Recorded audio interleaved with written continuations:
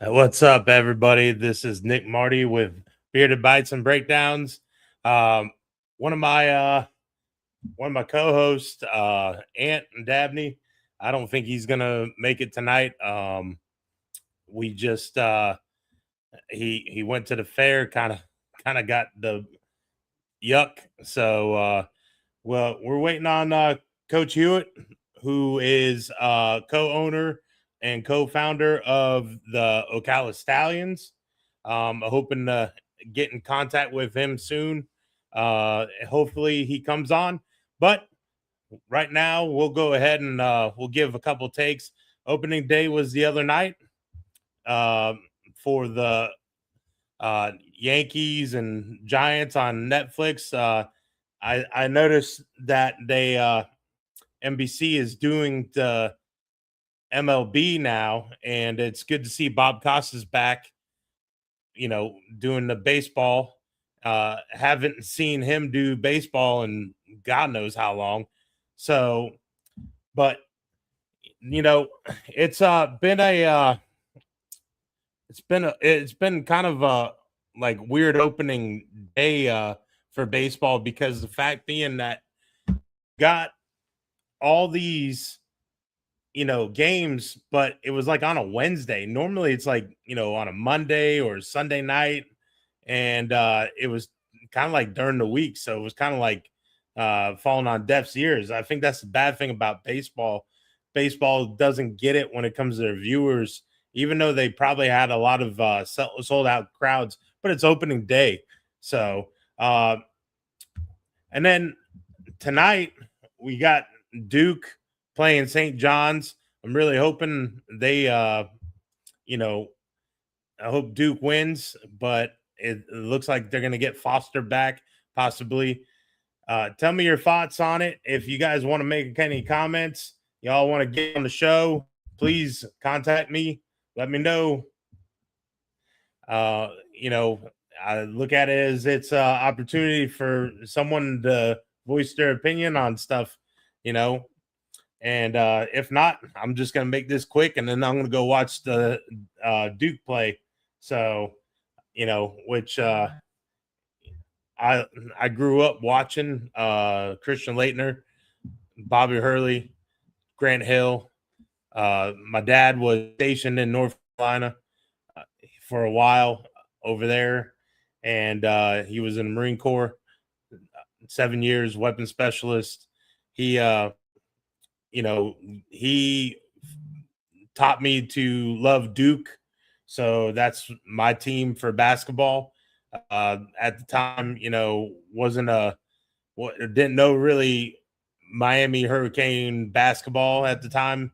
So if everybody wants to sit there and bust my chops about being a Miami Hurricane fan, and when it comes to football and everything, that's fine, but I also love Duke when it comes to basketball. So I stick with Miami Hurricanes when it comes to um, you know, football, basketball, I'll do basketball too, but baseball, you know, uh, don't really pay attention to the other stuff because they don't really have a lot of other, uh, sports that you can follow. They don't have a softball team. I know they got a hockey team. I know that's crazy that they got a hockey team. But it's a small school, it's a private school, and a lot of people don't understand that. So, but that being said, uh, gonna give it a few more minutes, and then probably just gonna, I don't know. It's this is how it is sometimes. This is a work in progress. I do got some guests lined up uh, down the road, which I'm happy to say. I got on Friday, the 10th of April. I do have a former NFL player coming on the show, and we're going to talk about football. We're going to talk about his life. We're going to talk, about food, because I love food, and he probably loves food too because he's a fellow lineman. I am going to go and have that happen. It'll be at 1:30. I'm not going to tell you who. You'll have to stay. You'll have to keep tuning in to find out. Let's just say his brother's in the Pro Football Hall of Fame. Okay. So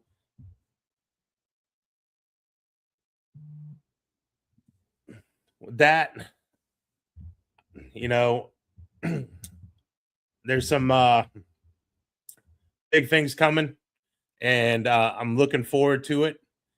And it's Friday, so not a lot of people are going to be tuning in today.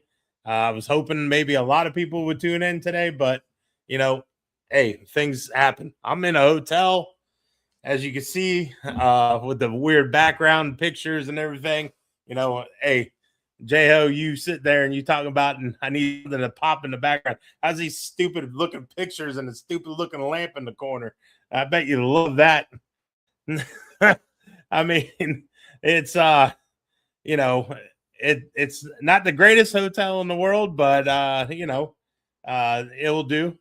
We got we're up here in Tallahassee, and or what we call Trailer Hassy, and it's it's okay. Elevator don't work, but no pool. A little disappointing, but it is what it is. But that being said, it's it's a hotel. I'd rather do Airbnb. Those are a lot better in my opinion. It's just more comfortable, I guess, because it feels like home in some ways. With that being said, though, listen, I would like to see if anybody has any takes on like March Madness and everything. I know the Gators lost. I know Miami lost last week. It sucks. I mean, they made it further than Florida State. I mean, they made it a lot further than Florida State. I do like to point out that, free agency has kind of slowed down for the NFL. The NFL has a couple things going on in coming weeks. Hold on a sec. We got a caller. Hey, man. Hey, Nick. How you doing, hey, dog? Hey, I'm going to send you a link. You're going to get on here. All right. Oh, we're going to get a guest here. We are going to get a guest. It is going to be so much fun with this person. This is a guy that I can, that I know he's always got my back when it comes to certain things, and he's always been there for me, and I know he's coming through with me on this one because he ain't gonna leave me hanging. Oh man, I kept on saying to myself, I should record this. I should just record this, not go live, call it a day. Wade, you're killing me. The suspense is killing me. You need to get on here. I know you ain't working today. It's Friday. I know that you ain't work right now, Wade Hampton.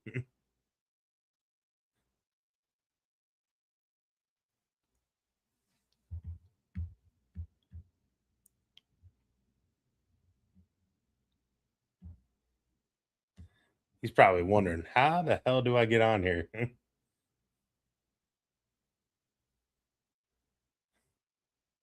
I know this is bad. This is real bad. Hey, go support Oh My God Pretzels.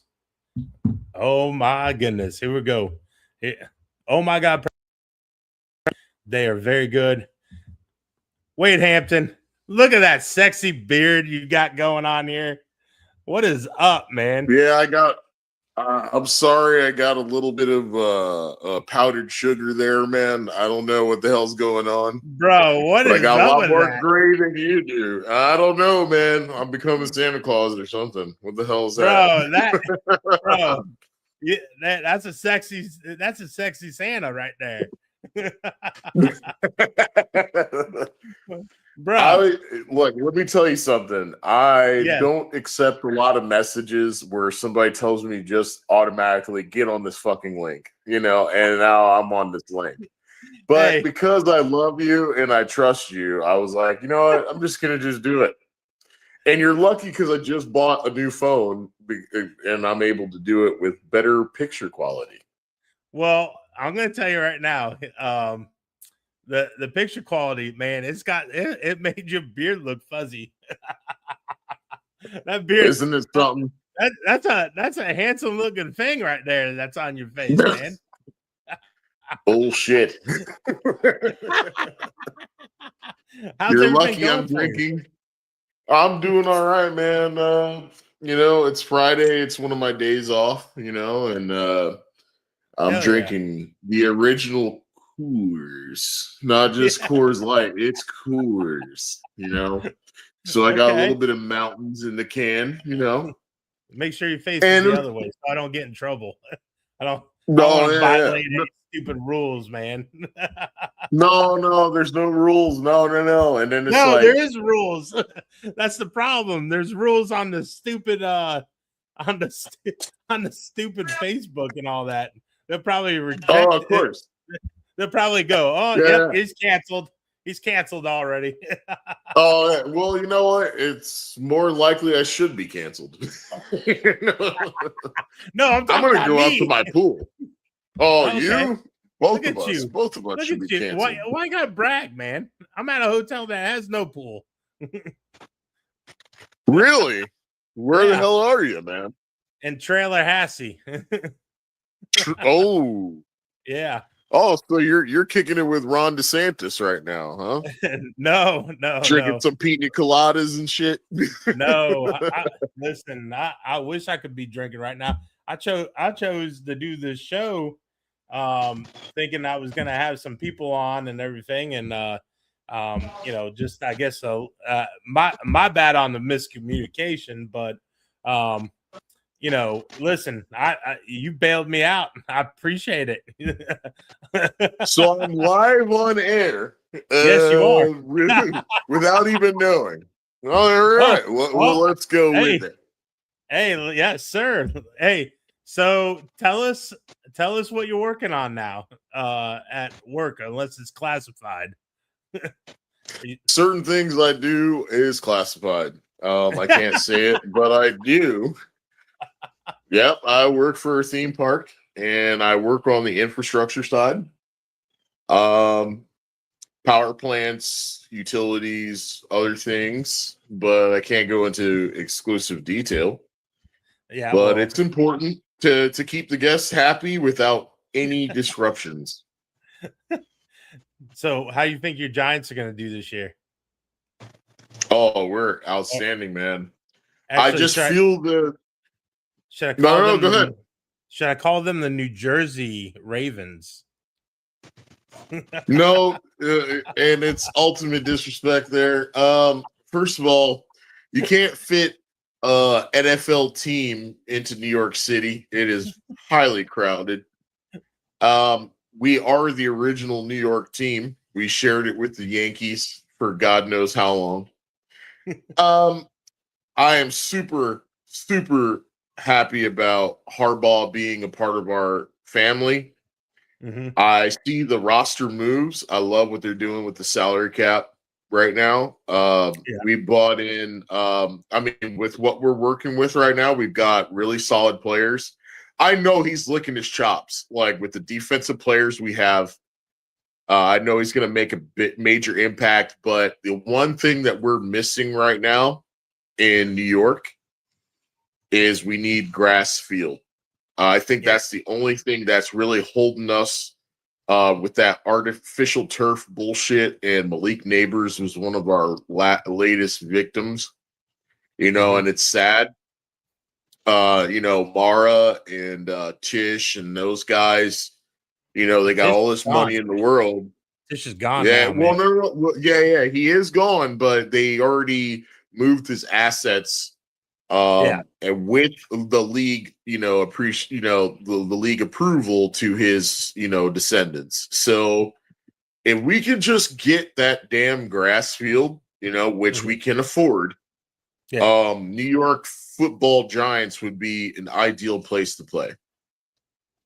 Well, aren't they supposed to change the field to grass because soccer is supposed to come there, or did that already happen? No, I believe that NYCFC, they are closer, I believe, to Queens, New York. So they are literally, I think they just finished building but I thought the final stages of it. Wasn't the World Cup? Oh yeah, World Cup. Yeah, they're probably going to have to replace it. Well, they were supposed to replace it with the World Cup, right? For the World Cup, and then they hope so. I hope they don't revert back though. There have been a lot of articles about that. I wouldn't know firsthand, but I mean, I would imagine so because that's pretty big, in the World Cup world, and a certain standard of glass. Well, what is it? So I was gonna ask you too. Who do you think y'all should draft then? Y'all want to trade down, or you want to pick Jeremiah Love, or what do you think they do? I think we had a lot of success retaining a lot of our offensive linemen. I'm happy with the linebacker choice that we had coming from the Bears. We signed Illuminor back, and he was a really solid dude for us, man. And we've had a couple second chances. I don't know with this one because we've got a lot of upside here. I could imagine. I really trust our general manager with John Harbaugh because this one would be hey man, off the board, this is our game breaker choice. Top 5, pick 5, you could still get one of the baddest dudes in the country. I mean, so I really don't know because I really haven't followed college football in a while. They talk about Caleb Downs. They talk about from Ohio State, the safety. They talk about maybe Cardinal Tate, the Ohio State wide receiver. They're talking about you guys maybe possibly trading back. They're talking about maybe offensive linemen. They think they're solid on the defensive linemen, even though they're talking about trading Thibodeau. And my question to you is, so what kind of prediction you got for them? You think they're going to be a wild card, or? Seeing what I've seen in a short period of time, I could imagine us being in the wild card quickly. I like what I've seen, and it's I feel bad for Dabes, Brian Daboll, because he got the short end of the stick, man, and we had a lot of competitive games. It wasn't like we were really blown out. He did get the best out of our roster. So when you add a guy like John Harbaugh to your team and guys that want to buy in, and then you have free agents that are automatically off the rip, hey man, I'll play for a Harbaugh kind of guy. We've already had some serious dudes on our team. Sexy Dexy's been pulling it for a long time. And now he's getting help. We've just signed 2 different defensive tackles on the offseason. I just honestly, I don't know if they really want to go with linebacker or we're pretty deep as far as running backs. I don't know. I mean, we just signed a shitload of wide receivers, but they're guys that like I see like what they're doing is guys that show potential that's got game day experience, and proven NFL experience to where they can make an impact immediately. And it's not like they're necessarily like, they're kind of like sophomore juniors, but they just didn't get enough time, or maybe there was just a deep, depth chart, but they can make an impact now. And I think that's what is happening is let's give our quarterback enough weapons, and we can put some points up on the board. Because I know that, hell, Scattaboo, man, he really was like he plays the game of football the way it's supposed to be played. And he's aggressive. Listen, he's fun. He's fun to watch. It's gonna be really fun to see him line up behind Ricard, because you guys got Ricard, and as long as Ricard can stay healthy, you guys are gonna pound the rock. That's for sure with hardball. But I'm gonna tell you right now, don't be surprised if y'all forget how to run the ball in the fourth quarter, because that's a hardball thing, hardball and Munkin thing, man, where they forget that they gotta let the running backs eat in the fourth quarter. It only took when you got Lamar Jackson.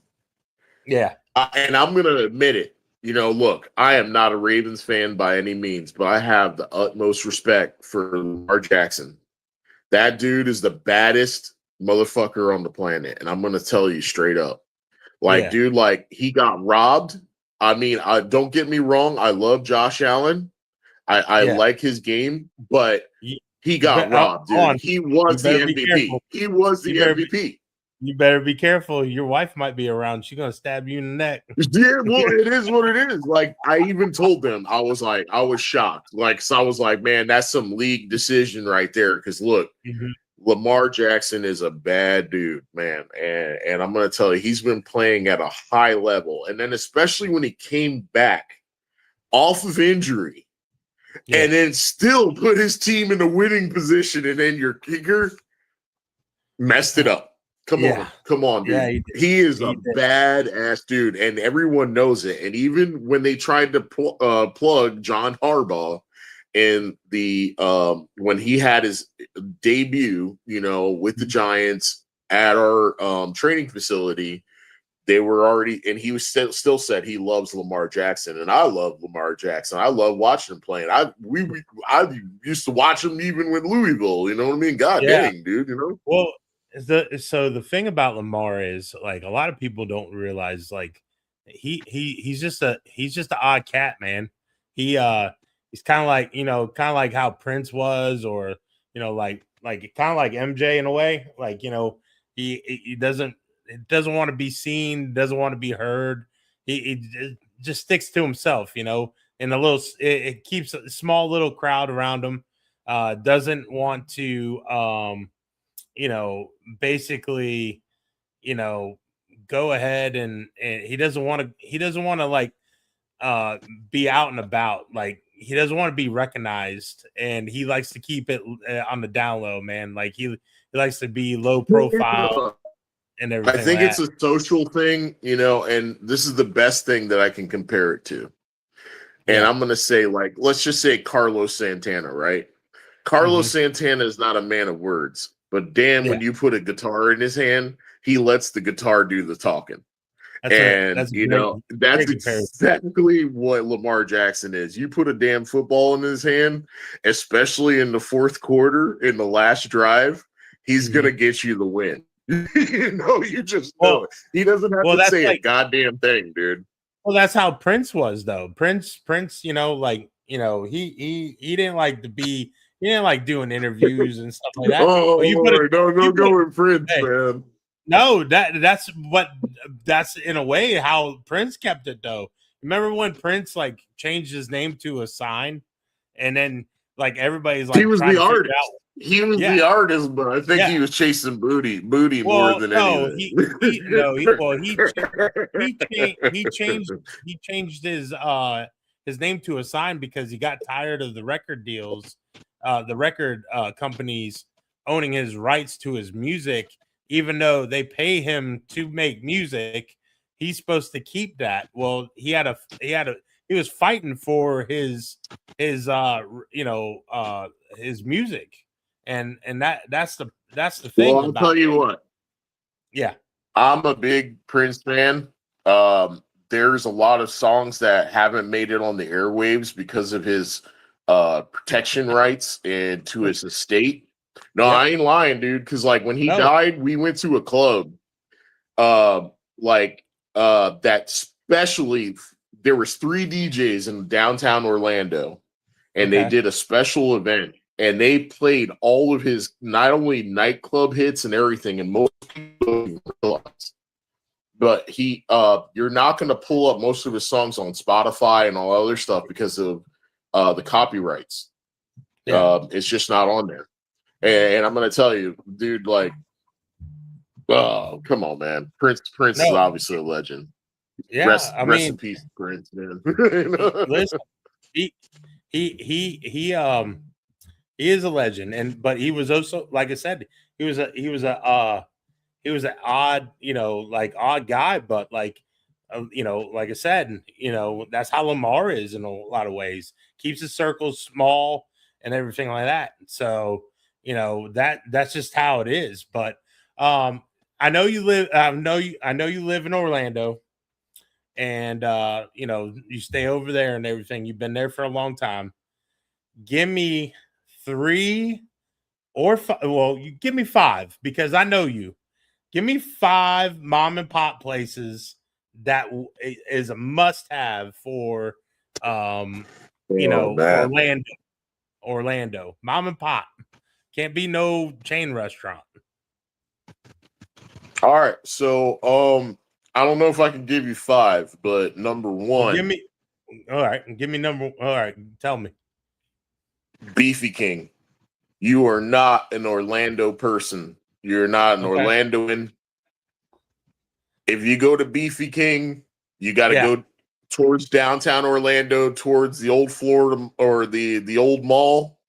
Man, realistic prices, one of the best roast beef sandwiches you will have in your life. And you might want to buy a goddamn t-shirt. You know what I'm saying? What's up, fellas? What's up, Ant? What's up, Wade? Hey, what's up? I didn't even see. Oh, he's got his camera off. I don't even know. How you doing? Good. We didn't get Shiro today. No, he hasn't called in yet. So okay, as soon as he does, hopefully we do. Yes, sir. Hey, what is it? What else you got, Wade? Oh man, like you want all the secrets of Orlando. You know it. You know it. I don't even know if the crowd or your viewership is even worthy of that. Like they got, I don't know, man. I don't know. You know what? Okay, I'll give you a number 2. All right. Okay. Yeah. La Spada's original Philly cheesesteaks. Okay. They're only open during business days, but it's the best cheesesteak you'll ever have in Central Florida. Banging. Okay. I'm glad you said Central Florida because La Spada's. Yeah, well, there's one in Sanford. There's one in Sanford, but there's also one in Orlando. Well, there used to be one in Dunedin. And oh yeah, they used to have the Spada's in Dunedin, but they are not they're not Las Spadas anymore. They're called Delcos. They changed their name and everything. And the thing about it too is like I don't know if you've been to Richie's Cheesesteaks in Spring Hill. I don't know when the last time you've been there, but that's dude. I haven't been to Spring Hill in a while, bro. Well, I'm gonna tell you right now, Richie's Cheesesteaks is listen. I've been to Philly. I eaten a cheesesteak. I walked 10 miles. I mean, 10 minutes. I mean, 2 hours to go get a cheesesteak from the Rocky statue. So trust me, you they're definitely what is it? They're definitely, the best I've had. And I gotta tell you, they are their pizza's Time even out. great. Their pizza's even Time great out. too. What? You talked shit about New Jersey earlier, but god dang, when you look in your Facebook reels, and I'm telling you right now, you watch some of them videos pumping out what they're doing in Jersey right now with them cheesesteaks, man. They're expanding, man. They're kicking ass. And Jersey's only so far from Philly.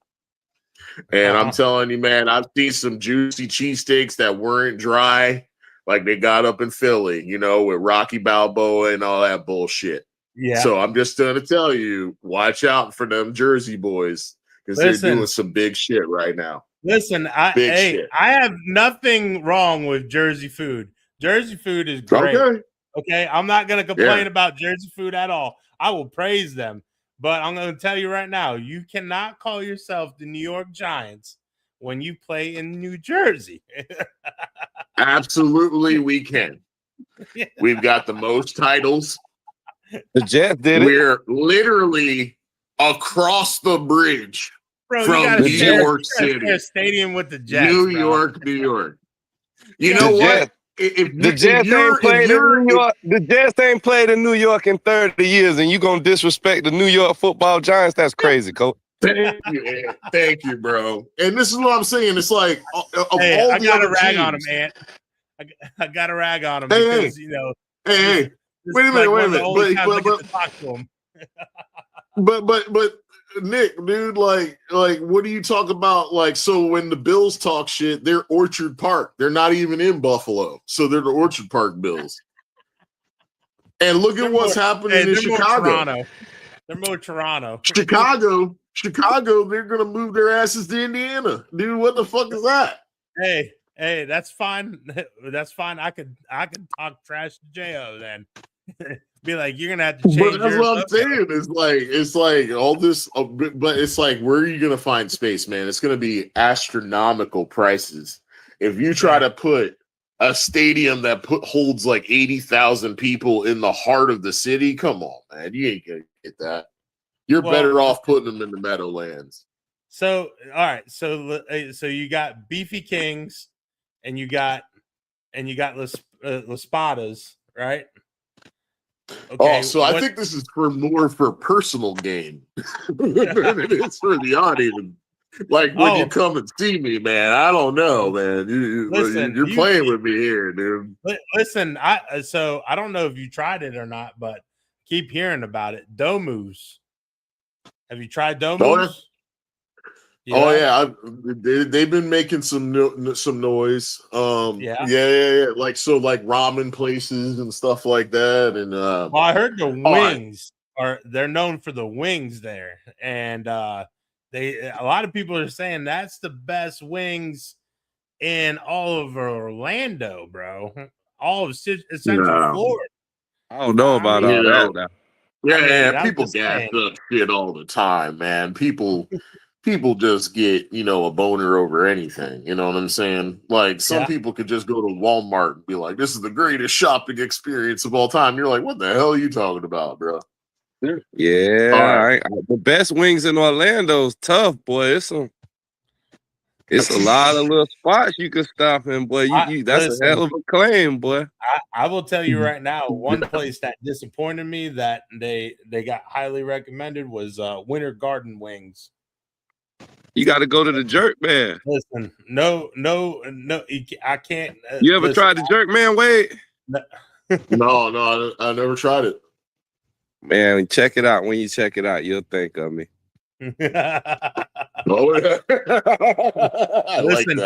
Listen, Ant's not an outgoing. He won't go out of his way to go eat terrible food. So he ain't gotta go out his way. He ain't gotta go out his way. Look, we're gonna start with my first one of the day. We're gonna shout out Jerk, man. They got one on Ocoee, and the other one is Ivy Lane, I think. Okay. Okay. Yes, sir. He ain't got to go out his way, baby. Wade know what I'm talking about. He know that lingo. There we go. Oh yeah, yes, yeah. Because like I've been all over Central Florida. I know this shit like the back of my hand. As far as wings, like especially low key, great. Yeah. Oh man, I can't remember the Irish pub, but it's over close to Disney Springs, and it's it's kind of close to where there's a backstage billiards. I might have to, because this is off of the top of my head, man. You see me, I ain't got no list. I just got a quarters in my hand, and I'm not gonna tell you all my spots, but I'm like revealing a lot of these, man. You're not gonna give all the secrets. I see how you yeah, I can't, man. I mean, like this is gonna be too many people, then it's all overcrowded. But there's an Irish pub, and the guy is actually from Buffalo, New York. Okay. And it's very close to, so like it's kind of close to Disney Springs, but it's a little bit further away, and it's in a plaza, and it's over by there's like literally a Kobe and backstage billiards and a Hooters. You can't miss it. It's got an outdoor lounge and everything. Some of the best wings I've ever had in Central Florida, hands down. But it turned out they used to be like a Buffalo Bills backers bar. Okay. But the wings are still top notch. I might have to come on again and tell you like the name of that place. I just can't remember it off the top of my head. But I've been there multiple times, and I've never had a bad plate of wings. It's always been top notch, man. Listen, I told check that out. I told your wife, if you guys are close to Palm Harbor, Pizza Joe's. I know she's a big Bills fan. Pizza Joe's, man. Those wings, phenomenal, man. Oh, I can believe it. But you got to be. You know what's the weird thing about Orlando is there's a lot of Buffalo Bills fans here. So there's a large following, and they actually meet up a lot in downtown Orlando. And I've met a lot of these guys. I know the president and the people that are involved, because you know what, my household, I'm freedom of choice. You know, I don't. You don't have to be a Giants fan if you love the Bills or whatever other team you do. So be it. You know, yeah. But so they've even had former players backing them up and everything, even in downtown Orlando. They're called the Bill Backers of Orlando, dude. And I'm telling you, even the bars, like when they go into like Wall Street, they actually do a specific menu for the Buffalo Bills, like in the Buffalo, New York, like beef on weck, wings, all that shit, man. It's no joke. It's no joke. Nope. That horseradish. I was surprised. Whoo. Hey, you ever have a cold? You ever have a cold or like you congested or anything? I'm gonna tell you that right now. That horseradish that they got at Pizza Joe's, beef on weck on Wednesdays. They only do it on Wednesdays. They only do beef on weck on Wednesdays. And I'm gonna tell you right now that will clear you up. Like it will clear you up tomorrow, brother. Like you'll be like, what sinuses? Like no, yeah, that shit comes out, man. Oh yeah, that's how I was like when we went to New York City, and there was a ramen place we went to, man, and I've never tasted a broth so good in my life. But dude, I needed a fucking beach towel, like just to blow my nose. I was like, bro, I was like, you know how your sweat turns cold. And you're just like, God damn, you know. And then I ate my wife half her bowl too, because she couldn't finish it. And they don't give you just a normal little bowl. They give you a goddamn Home Depot bucket of fucking noodles. And you're like, man, and I ate through mine. And I couldn't even barely walk back to the subway, man. Like, you know. But dude, you know how New York is, man. Like they got the real deal, and they only want you to pay cash. Yeah, you know? Yeah, that's for sure. Oh man, man. I'm not gonna give up. You know, I can only go up like a few off the top of my head. I really want to promote Beefy King. Like, dude, they got like family friends, but dude, I freaking loved it, man. It's like old school, no digital freaking takeout screen. Man, I'm telling you, Beefy King is like, you are not an Orlando dude or Listen, girl. they were on Braun Strowman's I believe Braun Strowman went there, the ex WWE guy, strongman guy. He went there for Feed Me More, or not Feed Me More. I want everything on the menu. And he went there and he says it's a staple. He says because It is. he's from, he It says you should have be to a go there. national landmark. That's exactly what it should be. Mm-hmm. Yep. Y'all So gonna have It to is. put me I'm on this telling you, I'm place not right even here blowing now. smoke. Hey, Ant, I'm telling you, it supposedly it's like dude. I mean, it looks so damn good. Like just on TV, it makes you wish they had smell-o-vision. Yeah, make sure you send that. Make sure you send that name over to me so I can go check that out. Yeah. Y'all got real to. deep talking about that right there. I heard the emotion in it. Oh, it is. Oh, I'm telling Listen, you, man. I've You known have Wade no for a idea. long time. And one thing that there's a bunch of things that we're passionate about, and food and sports is definitely the top two right there. All right, I'll give you one more, but it's not a restaurant. All Okay. right, it's not a Give us a restaurant. food truck. Give us a food truck, coach. Oh, I don't really hit up I don't really hit up food trucks very often. That's one thing that I really need to go do some research on. You do. But my old stomping grounds, man. Another one that's been mom and pop forever.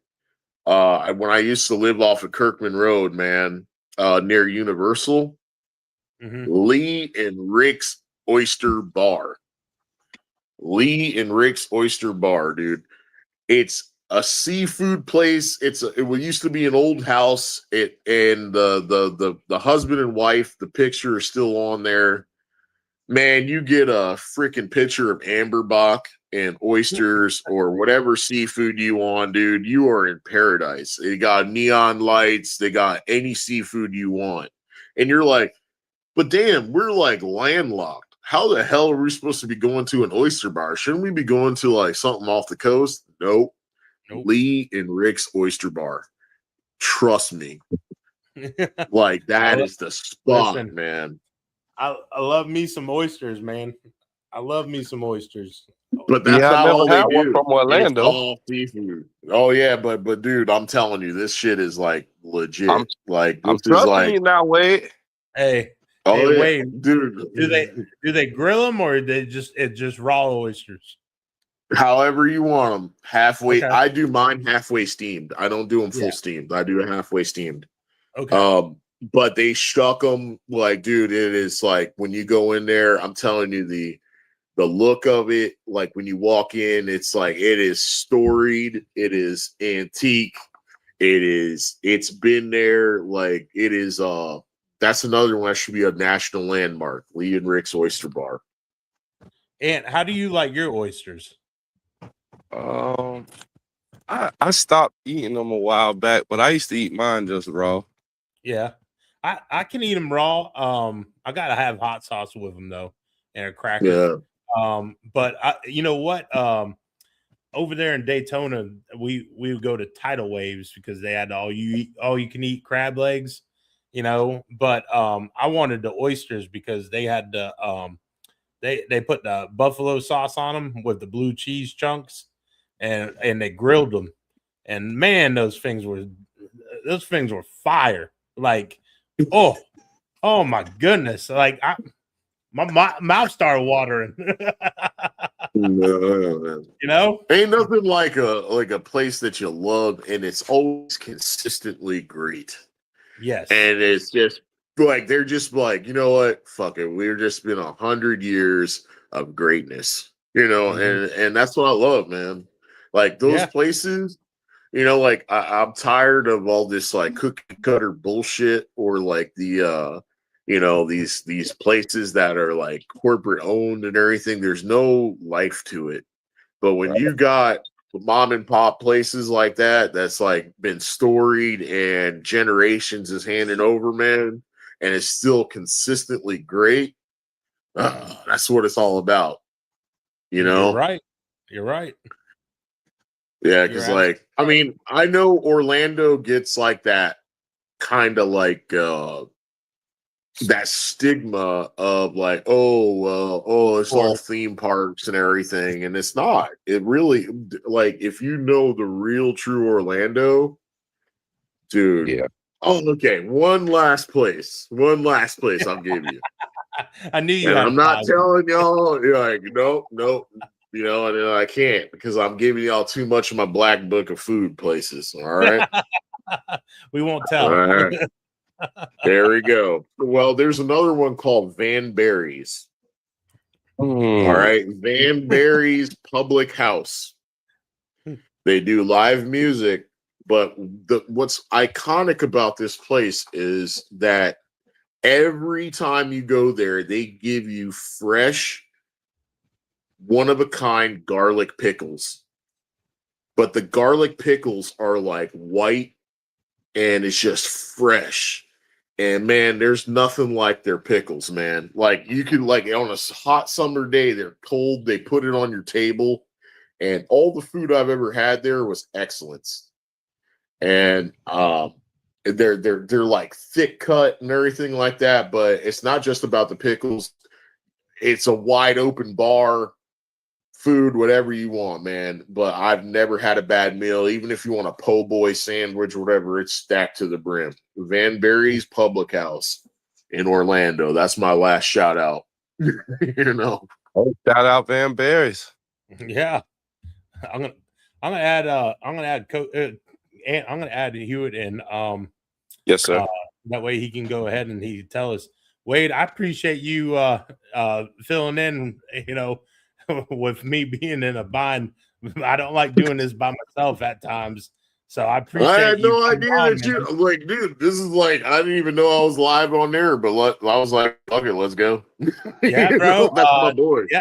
Listen, this is a thing that I've been wanting to do for a while, and you know, not doing Pepsi anymore is giving me this opportunity to expand my free time.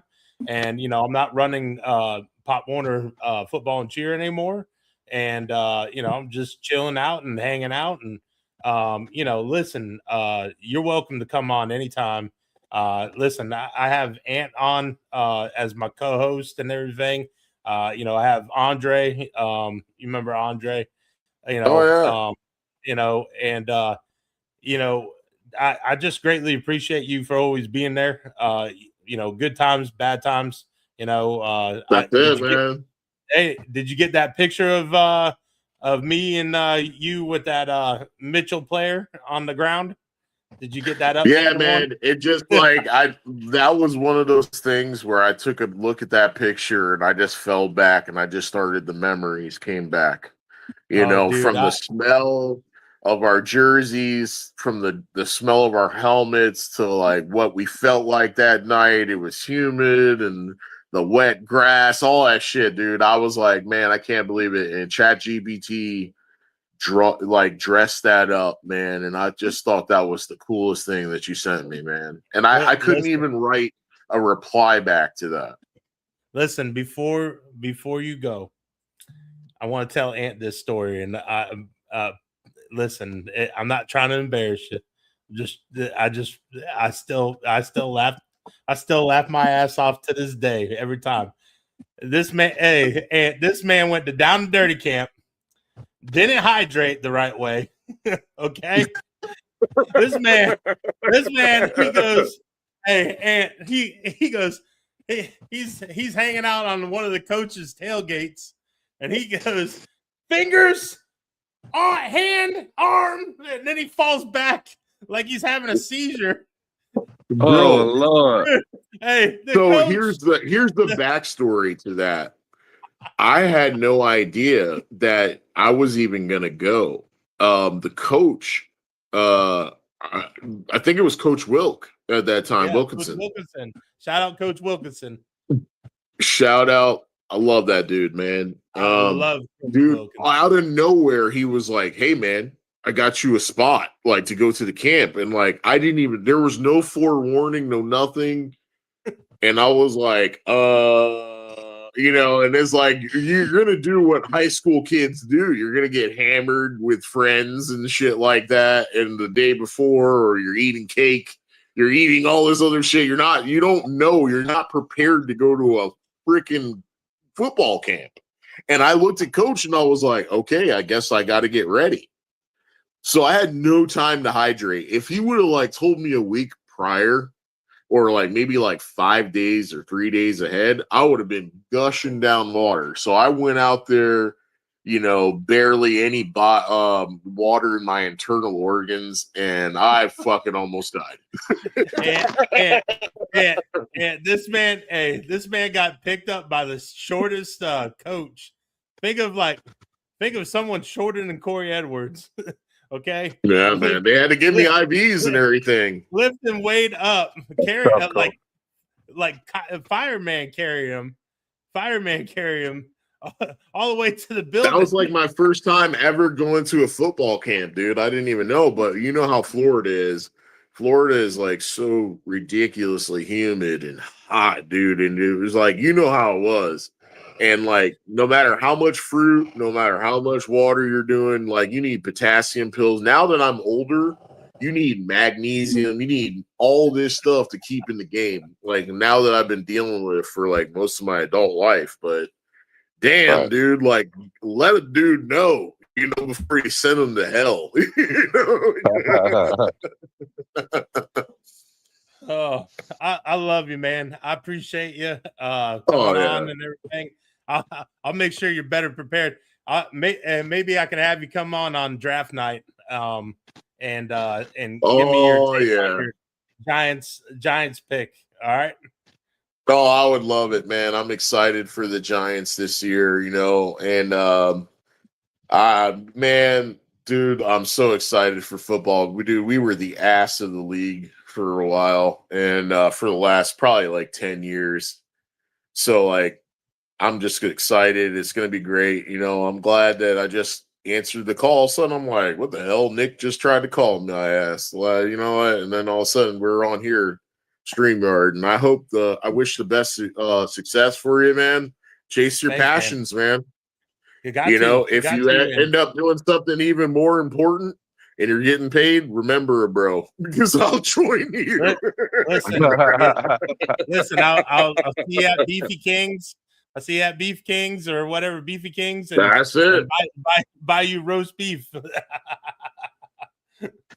It's a hell of a lot easier to talk about sports and food than anything else. You know what I mean? Like that's our passion. So let's go. Those are two of my top 4 passions. So but hell yeah. Family's the other one. So you'll always be family. You know that. So it, man. I love you, man. And I wish you the success and whatever you're putting your hopes and dreams in, man. Just bust your ass and do what you gotta do. Yes, sir. And listen, I got a great co-host helping me out with this, and I'm hoping big things for him too, and we get this on the road. And guess what? Maybe me and him will be the new Stephen A. and Skip Bayless. No. Bayless? Like, why Skip Bayless? Hey, well, I'm just saying, like, big like that. But I just don't want to. I don't want to look like them, Nah, you ain't got to worry about that on my end, coach. We a lot prettier. Yeah, you could be like Shannon Sharp and then endorse your liquor bottle, yes, and to get fucking hammered on that. There we go, Wade. There we go. Talk to him, Wade. There we go. There we go. Like, I was like Skip Bayless. Nobody wants to be Skip Bayless. No, but hey, listen, that man made a lot of money for people hating him. Yeah. Because he's always like provoking people. You know what I mean? He's always trying to get a rise out of people. It's like, I don't want to be that dude. You know? All right, man. You take it easy. All right. Me and All right, Ant are brother. gonna wait for Hewitt to come on, and then we'll talk about that stuff. So if you want to keep watching, man. All right. No, I'm good, brother. I'm gonna keep drinking beer and then doing my thing while I have a couple days off. You know? All right, you take it easy. Peace. Peace. All right, See ya. Wade Hampton. All right, Wade. All right. So let's hope this link works. How you feeling? You feeling any better? Yeah, I'll be all right. Yeah. It's man, that fare can get you. Yeah. If it's not the rides, it's the food. Even though it smells really damn good. So have you reached out to him? Yeah, he was having a little technical difficulty, he said, so he's Okay. gonna shoot over to the house and give you a shot back. I figured All right. we could do a little NFL talk till he gets back. Yeah. All right. Yeah. Well, right No. now I want to give everybody an update because I'm a Duke fan.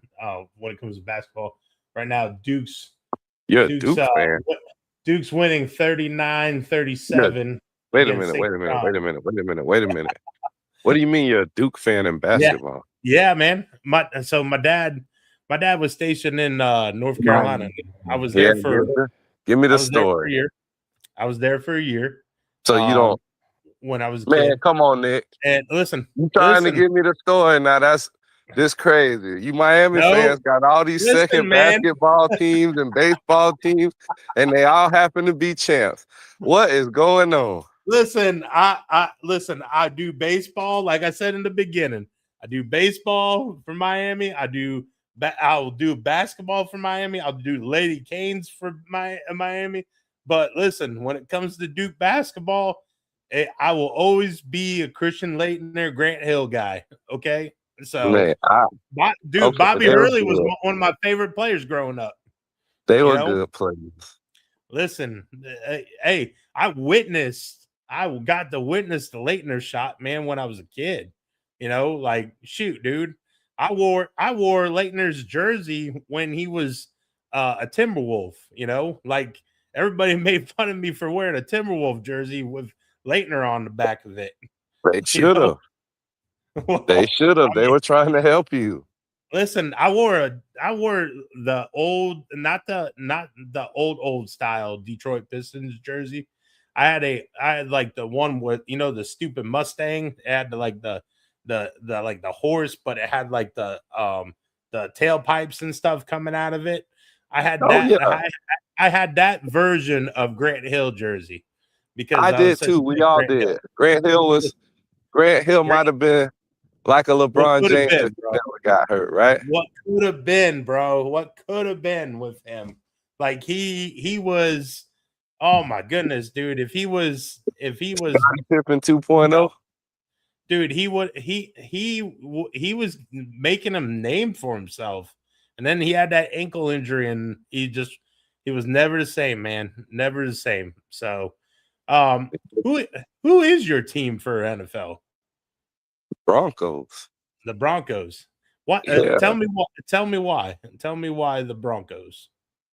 Why the Broncos my team? Yeah. Because when I was a little kid, my dad took us to the only time I ever got to go see an NFL game. Okay. We got to go see the Dolphins in the preseason. Mm-hmm. And my dad was a big Bucs fan. So I liked the Dolphins because I wanted to go against his team. Oh, okay. Now, at the end of the game, you know how I am. Mm-hmm. I ran all the way down, got all the way to the front of the tunnel. Dan Marino signed the kid's autograph.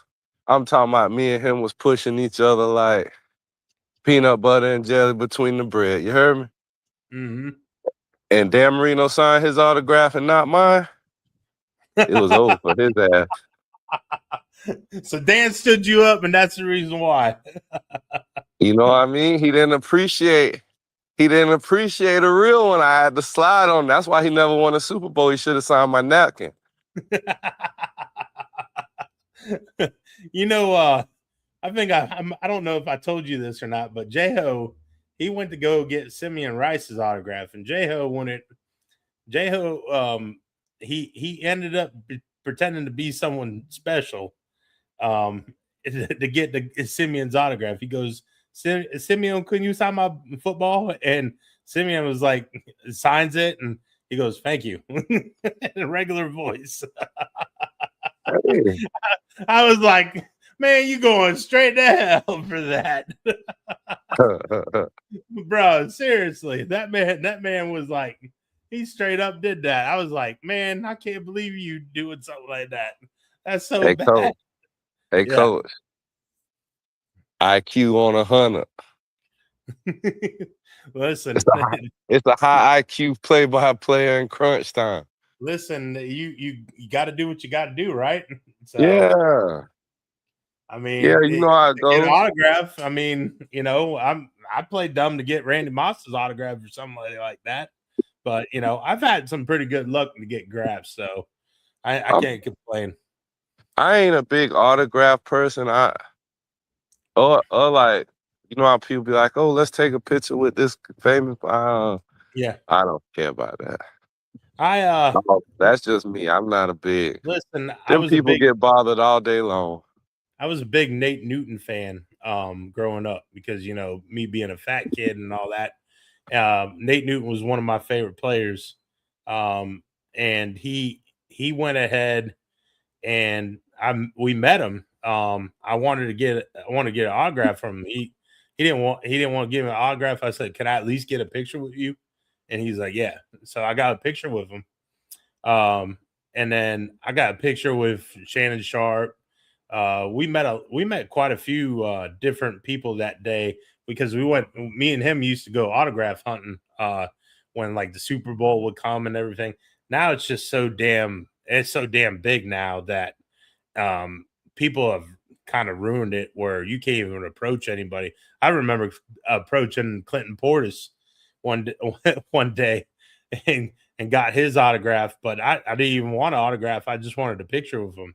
So it's just, you know, I guess, you know, I feel kind of bad for these players because like you got grown adults like me, but the problem is the grown adults that are not like me, they're the ones that ruin it for everybody because you can't even get an autograph because they think that you're just going to go ahead and resell it.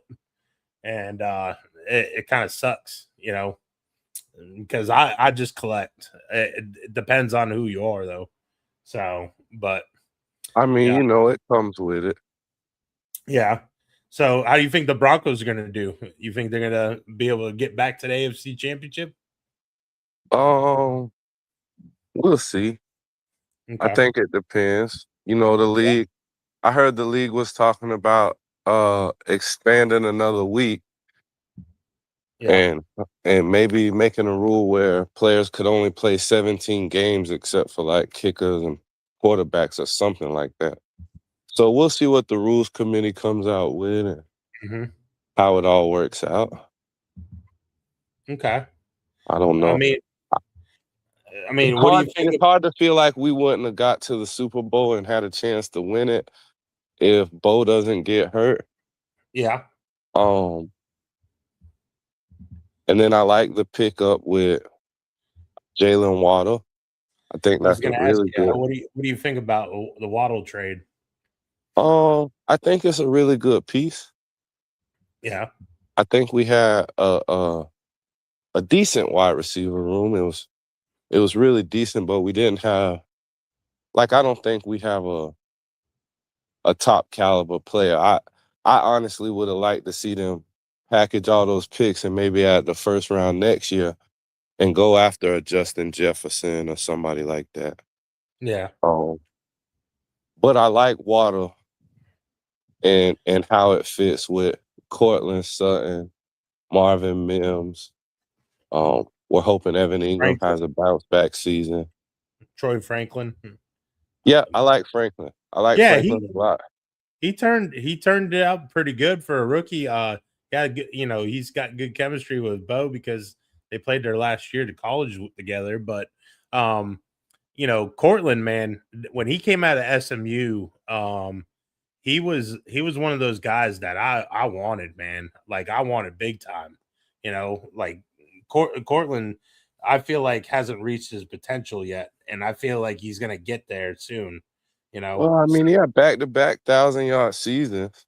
Mm-hmm. He's doing pretty good. Yep. I think some of that not reaching his potential was he really didn't have a franchise quarterback the first couple of years. Well, Coach, did you want to introduce our next guest? Absolutely. He coming in? Yep, he's in. Coach? Okay. Yeah, I'm here. Coach Hewitt, how you doing today? How you fellas doing? We all right, good, man.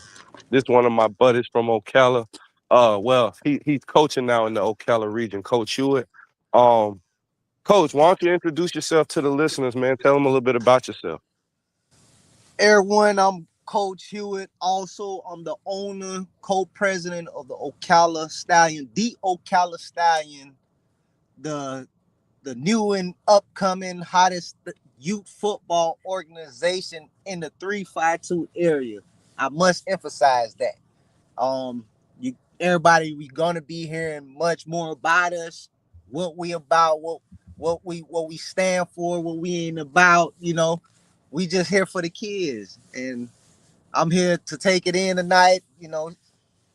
I'm here. Okay. Yes, sir. Yes, sir. Hey, Coach, let's jump right in and touch on it. Like, talk about some of those values that made you step out and create this organization that you want to build it off of. Oh man, I mean, let's rewind it back a couple years. 3 years ago, I actually had an organization in the area, in the same area that we had a successful first season in the Florida Elite with one of our age level. Coach? What's that? What was that team called? The Marion County Redhawks. Okay. Yes, we was in the D2 division. We had a successful season, but because of management and certain people is in position, things fell apart. And I sat out a few years, observed certain things, observed the area, what's going on, see what the parents are crying about, see what the coaches, everyone collectively. I sat back and observed, and and I felt like this was a time for us to jump back out for the right reason. Yes, we see what everybody was doing, and not saying they wasn't doing for the kids and they wasn't doing it right, but we want to show our way and what we could offer, what more we could do, and that's why we back. We here, and we ain't going nowhere this time. Yes, sir. So are the Mustangs going to be playing in Florida Elite also? No. This year, we want to do something different. We always hear about the Florida Elite. Don't get me wrong. I love Florida Elite, but don't get it wrong. I think it's time for the area to see something new. I know there's several leagues out here doing their thing for the kids, but I wanted to do something new. So this year, I think, we're going to take our talent, the kids, to AYF, the South region. Okay. I like that now, Coach. I played in the AYF Southeast about 8-9 years ago. I like that. Yes, sir. So how is the community support right now with the new venture jumping out? To be honest with you, I done got a lot of feedback, and it was great. It was basically a lot of coaches, the old heads, saying it's time for a change. If you're not winning at a certain level, maybe you need to step back at it. Step out of that comfort zone and go win you something first, and then build off that. Instead of trying years after years, trying to go at it and get nowhere. It's just a disappointment to the kids.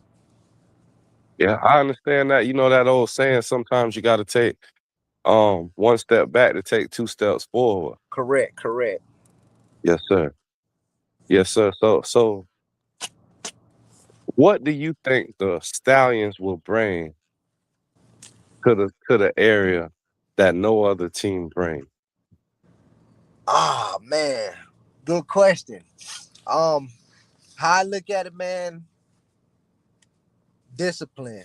Discipline is one of the biggest thing we want to set. Discipline, a solid foundation, and also we want to implement leadership into these young men. It's a lot of young men are straying in our community, especially in the Black Absolutely. community, and we want to be able to put forth things to grasp them on going down that path. So that's one of our big thing is to push leadership in these young men. Yes, sir. Yes, sir. I like that, Coach. What all ages are you gonna offer? This year we doing 6 through 14, so no, not single ages. We're basically going 6U, 8U, 10, 12, and 14. Okay. Okay. Okay. Now I got a couple more, and then we're gonna get a little more dicey with it, all right? I'm with it. I'm with it. Yes, sir. How do you think introducing a new team in that area is gonna go with the kids? When you have so many teams that have been ingrained for so long, and what is it this year? 3 or 4 new teams over there? Right.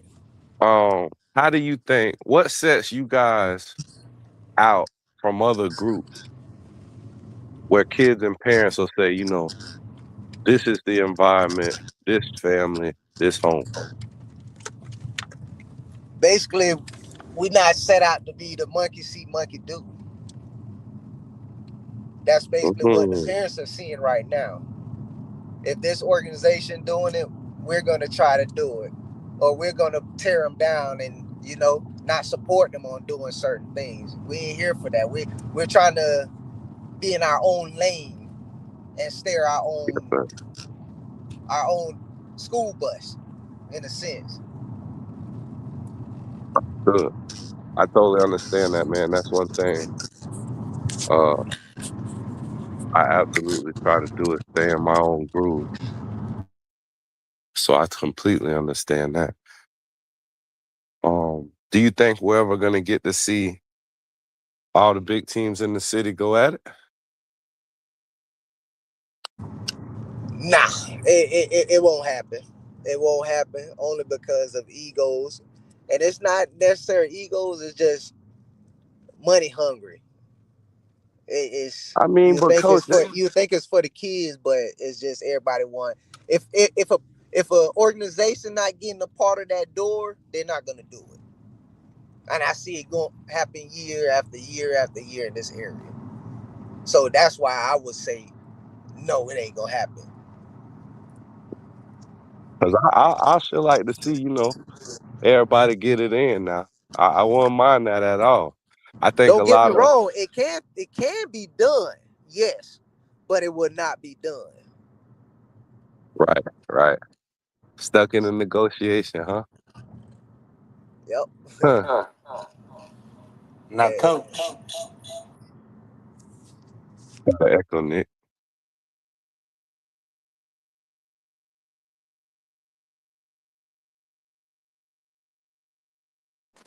you there? Nick, you there? Damn. Hold on.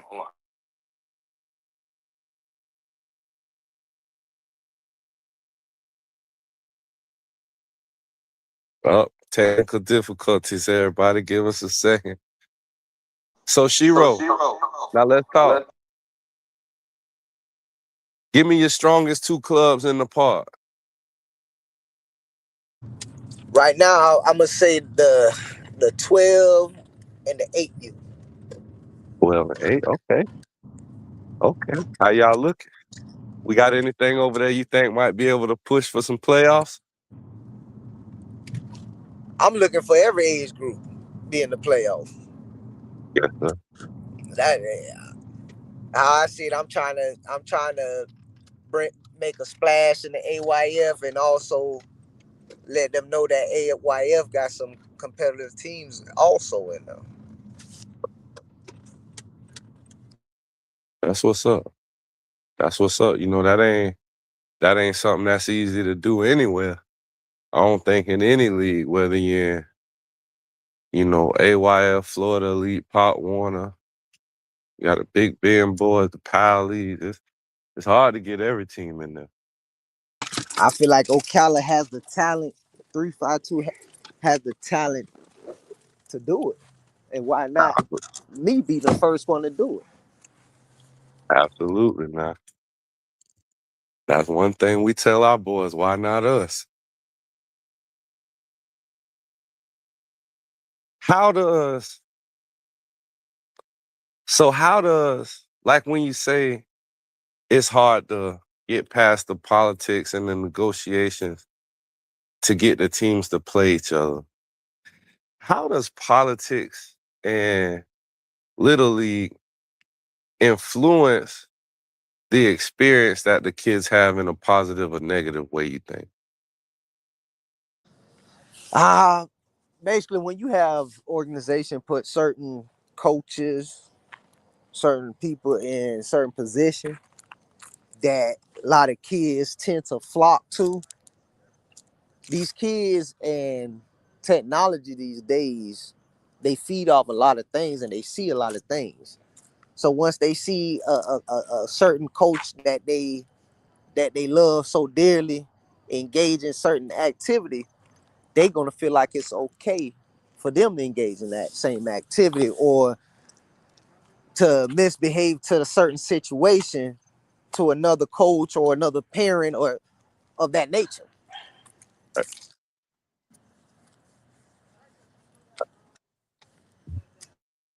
Role models are very important, Coach. I understand that. How do you think there could be a way that the bigger teams in the area, or what is there, 7, 8 teams over there? You don't think there's no way they could get together and get a turkey bowl or something?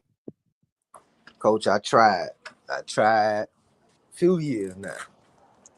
Other coaches done tried. It's not gonna happen. You might have 2-3 teams say, yeah, they'll do it, but then you still got 4-5 teams out on the fence. Then you got where it get to the point where everybody say, all right, we're gonna do it. Okay, who's getting this amount of money? Who's gonna get this amount of money? So it's always when you get every team together, then here comes the money situation now. It's not, okay, we're gonna do this thing here and it's gonna go to every organization. One organization gotta basically be the head, be the profit of the most of everything. Agreed. Yeah, that's tough, Coach. Don't get me wrong, it ain't just in our area. Oh It's in other no. area too. Oh yeah, You we know, got. I done sit back and I see it in almost every area, to be honest with you. Absolutely. It's just the time we're in right now. And it's sad, you know. Like I tell one of my partners the other day, I said, man, I go in my pocket and do for a kid, you know, that ain't even mine. Just because I know the blessings that I'm gonna get back in the end. Yes, sir. It's greater than that $10 or $20 or $100, you know, I may put towards a situation. I'm gonna get blessing 10, 100 times more, greater than that. So that's what I look forward to. Yes, sir. Yes, That's sir. why I'm in this, you know, in this industry, basically. Let's touch a little bit more on that. What got you into coaching? Oh man, I got too many kids, man. I'm gonna put it like that. I got too many kids, so it's like I always look at it, even in my daily life. I put it like this: I want to always have something for my kids, you know, to fall back on. So say for instance they go to this program and they might, you know, they might not get playtime. They might got too many stars on the team. Well, they know they got a team they could go to get developed still. You know, they could get playtime still. You know, if all said and done, I passed away, they still could continue this organization. You know, Sir. and that's why I do it. Even with my construction business, it's the same thing. I do it for them. You know, any business I go into, I always think about my kids in a sense. Hey, they could continue this. This could be in the family for years to come. Sir. You know, Don't skip I look over back. it now, coach. I look back and Shout see your construction organizations company ain't out. fit. Huh? Shout your construction company out. Give them your name, what y'all do, phone number, contact info. You know the rundown. Right.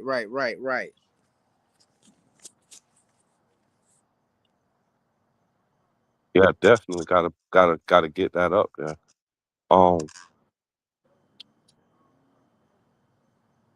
You got any head coaching spots open over there?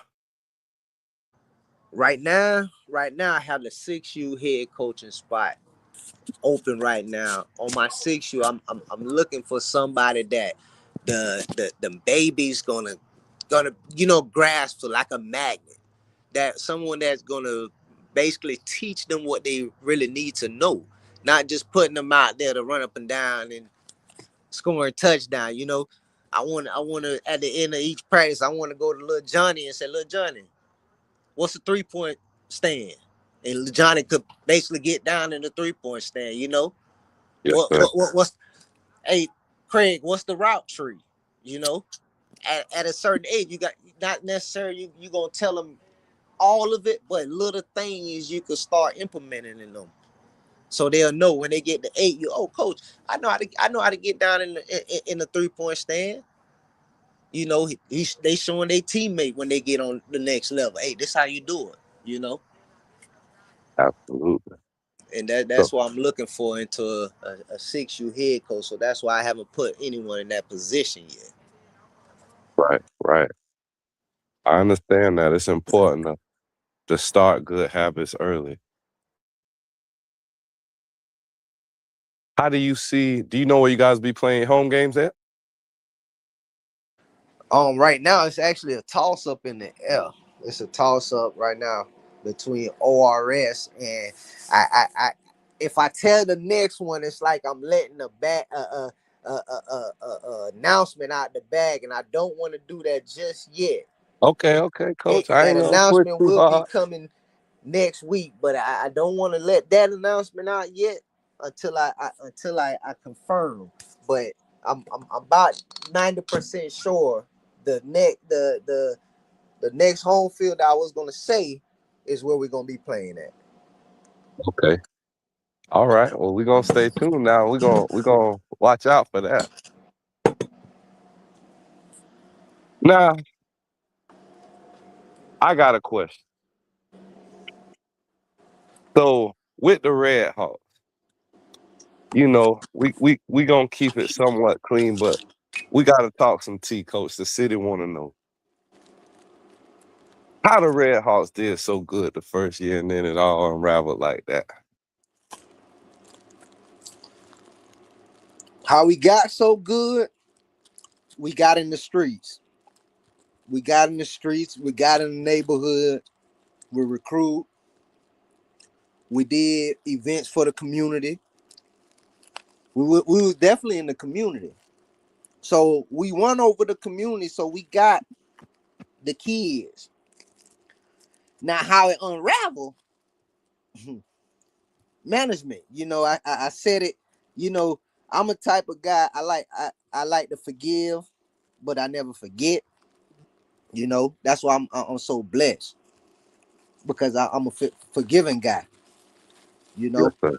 so it's like certain things I try to leave in the past, because if I bring it up, it's just gonna bring up mixed feelings and try to lead me into a direction that I don't want to be in. You know what? I respect that positivity, You know, coach. so it's like Absolutely. certain things I just leave in the past. You know, because I let God do what He got to do, and He already have. You know, and He's still doing it. Yeah. Coach, sorry about that. There we go, Nick. got kicked out and everything. My own damn show. um, Coach, I appreciate you coming on and everything, and keeping it like you're not tearing down anybody. I greatly appreciate that because that's what it's all about. Um, my question to you is, how do you maintain a good structure where they're wanting to come back? Because we know Marion County, yes, there's a lot of kids, but the thing about Marion County is you have a lot of competition. And what are you going to do to try to maintain it where you have stability for a long period of time? And then my other question is, how are you how are you going to compete with just everybody up there? Like, what's going to make you stand out as the best looking one out of all those teams? Here's the thing. Here's the thing, Nick. For your Yeah. answer, I'm gonna answer your second question first. Okay. The Stallions, we're not trying to compete with nobody. Okay. I love We're here to strictly develop these kids so they could go to the next level. Yes. A year, 2 years ago, I used to talk to high school coaches. Okay. And the first thing the high school coaches saying, they don't know what these youth football coaches are teaching these kids when they come to high school. Yes. Because they know nothing. Mm-hmm. I'm trying to turn that narrative around to where when a kid leave our program, I want these high school coaches to ask these kids, man, where you played ball at before you got here? Yeah. And I want them to say the Ocala Stallions. Mm-hmm. That's the goal. That's the ultimate goal. So when you say trying to compete with everybody, I don't even worry about everybody. It's like we want to be on our own island by ourselves. Yeah. They could say what they want to say on the outside. We ain't hearing that. We see what y'all saying, and we hear it and we see it, but we don't entertain it. Mm-hmm. And that's where we at with that. Okay. I love that. To me, when it comes to coaching, I think you got muted. oh, hold on. Let me see. No, I could hear you, Nick. Okay. Can you hear me, Coach? Shiro, you hear me? Oh, he might have got kicked. Nope. He's in here. Hold on. He's got to unmute himself. Coach.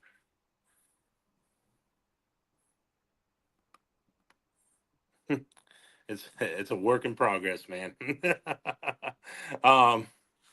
And I appreciate your questions, man. There was some good questions. A lot of questions. There you go. You're muted. There you You're go, muted. I can't hear nothing you're saying. We could hear. I could hear both of y'all. Yeah, I can hear you now, Coach. I can hear you now. So, Shiro, can you hear me? I can hear you, Ant. I'm wondering. Yeah, I was gonna say he might have to go out and come back in. Yeah. Yep. Yep. Yeah, I think that was a really good question you had. I mean, there's a lot of programs up there, and those guys are serious. I think that was a great answer that coach had. Yeah. I'm adding them in. Coach, can you hear us now? Yeah, I'm back. All right. Cool.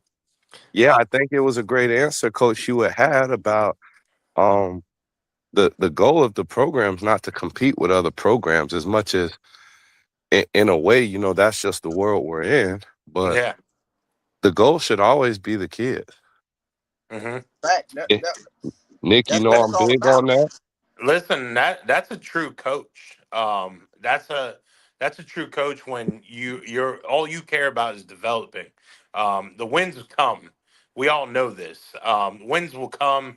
You have to develop those kids though, and your goal is for them to get to the next level.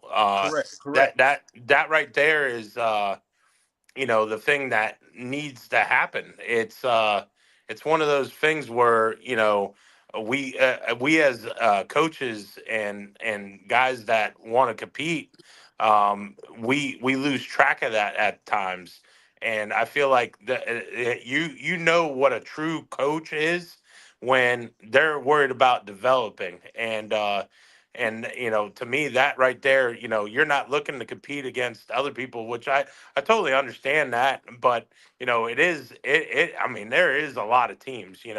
I couldn't believe how many teams were up there until I became the vice president of the conference.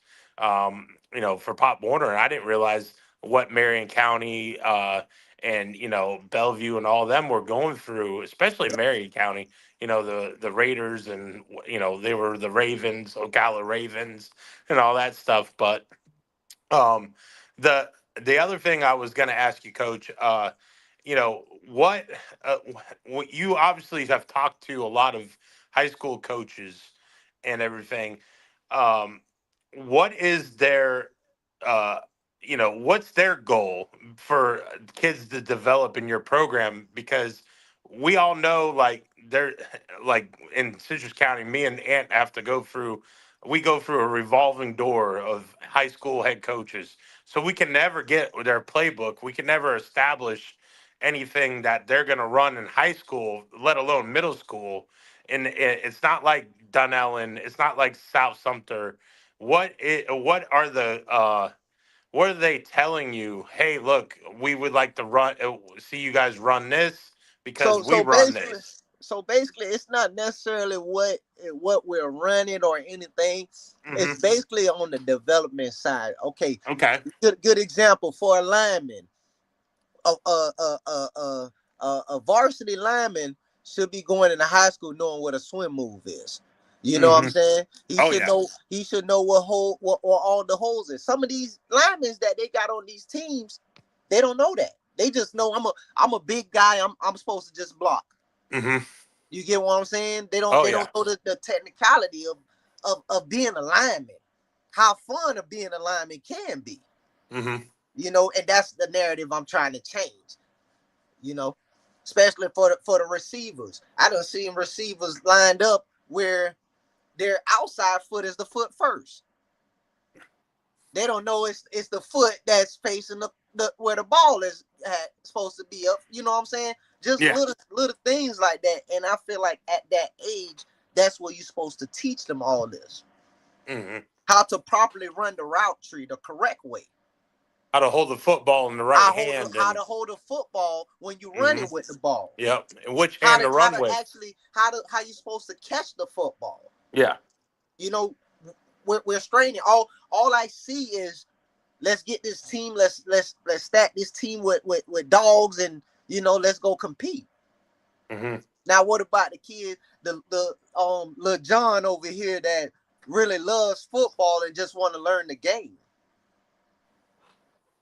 Yeah. Now he's sitting on the bench, don't know nothing. Yep. You're right. You're right. That's something, unfortunately, um, I think the will to win and the urge to win from not just the coaches, but some of the kids, parents, organization. It it gets so overwhelming sometimes that some people forget about, like you guys said, just really breaking down to development, and ultimately that hurts a lot of kids and keeps them from sometimes keeping that love of the game. Hmm. You know, that's something we were really proud about last year. Um, I coached on the 10U Eagles Elite. Shout out to those boys. And we tried to make sure everybody played every day.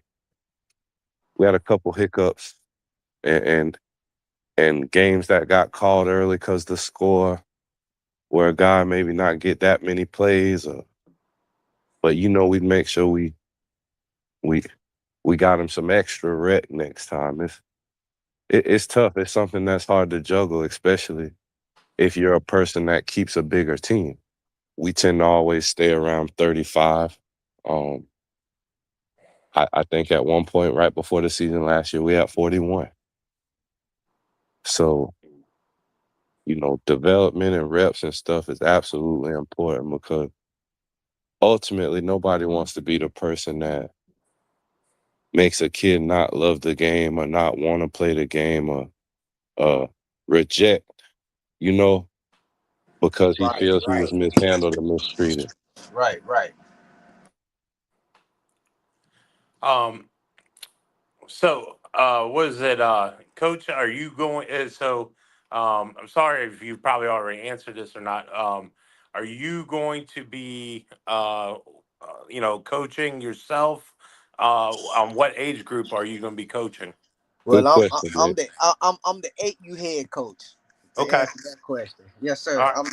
I'm the 8U head coach, and as an 8U head coach, I'm coming with the beast mentality. I'm running the beast offense. Okay. Okay. I like it. I like it. That's a bold statement to step out on here with that, coach. Giving them a little bit of tea right there. Yes, What you sir. got? How your team look? You already told me that was one of the best teams. we coming. I'm still looking for some big boys. Some big boys. Now, Those over here where we live, I, a lot of I, people are.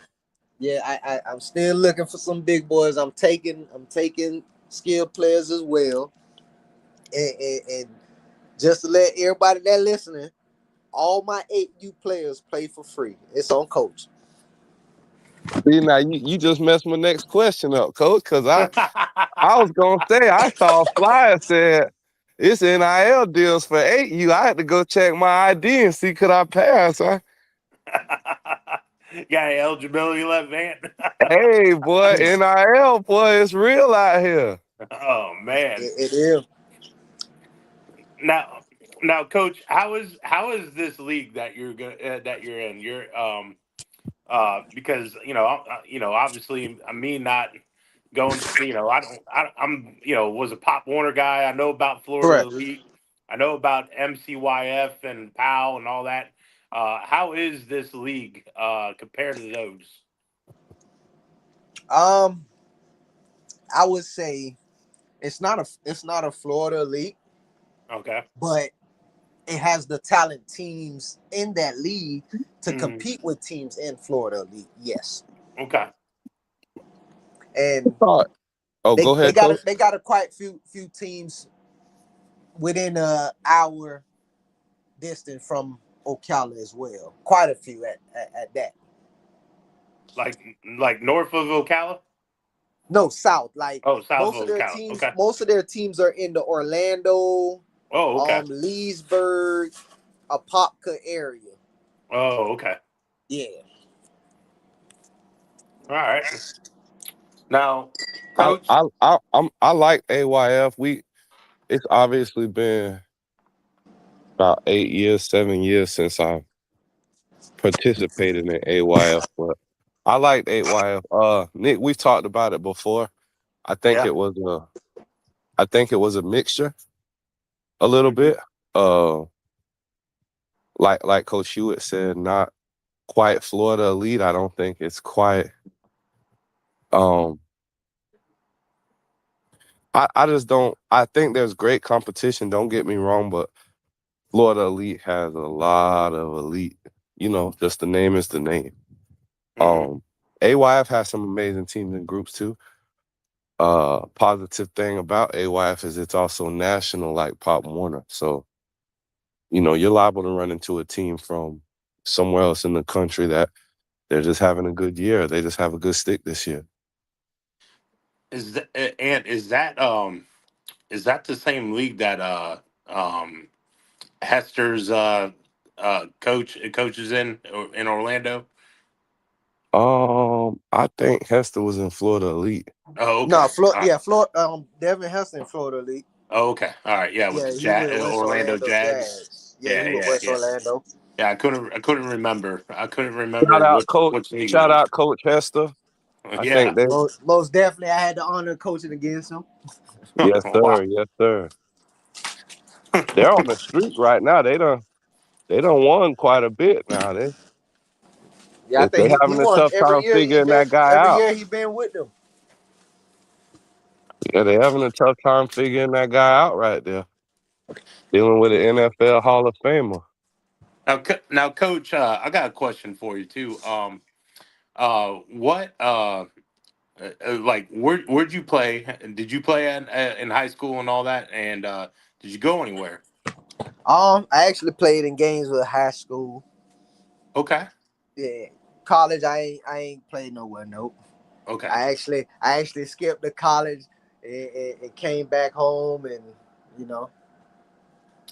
Then Listen, when I got older, I actually played semi-pro ball as well. okay. Did you who'd you play for semi pro? Myself actually. Yeah, it's like every team I play for, I own the team. Did you play for the Gainesville Gators? No, I played for the Gainesville Ducks. The first year the Ducks was out, I actually owned that team. And Okay. I gave that team to another guy up there in Gainesville. Then I came down to Ocala and I started the 352 Wild Tigers in Okay. Ocala, in the EFL. We had a pretty decent season. We made the first round playoff. Got our butt tore up though. Yeah. I when I played semi pro, we played I played for West Coast Soldiers. We played for the I played for the I forget the name of the Hurricanes, but we played for them. Played for them, and then I played for the Ballers, Brooksville Ballers. We would have to play Orlando Phantoms. Okay, the You Phantoms, know, that's Torres team. yeah, we played Okay, them. We that was played. some years ago. Yes, listen, it's been a long time since I played.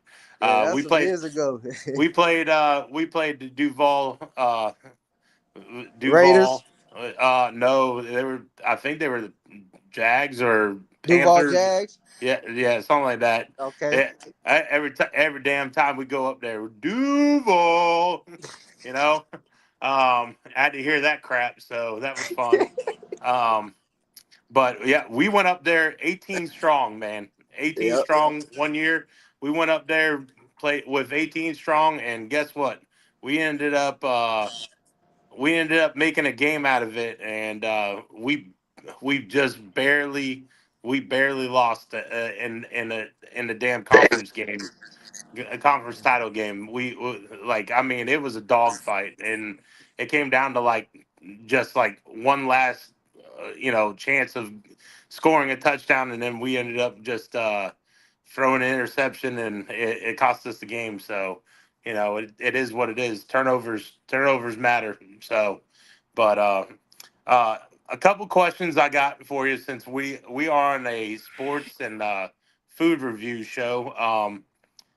What is three good mom and pop places up in Ocala or near Ocala that you could tell us about? Um, I only really know one, to be honest with you, Okay. and that's Wayne's Kitchen. Okay. Wayne's Kitchen. What do you Um, like about it?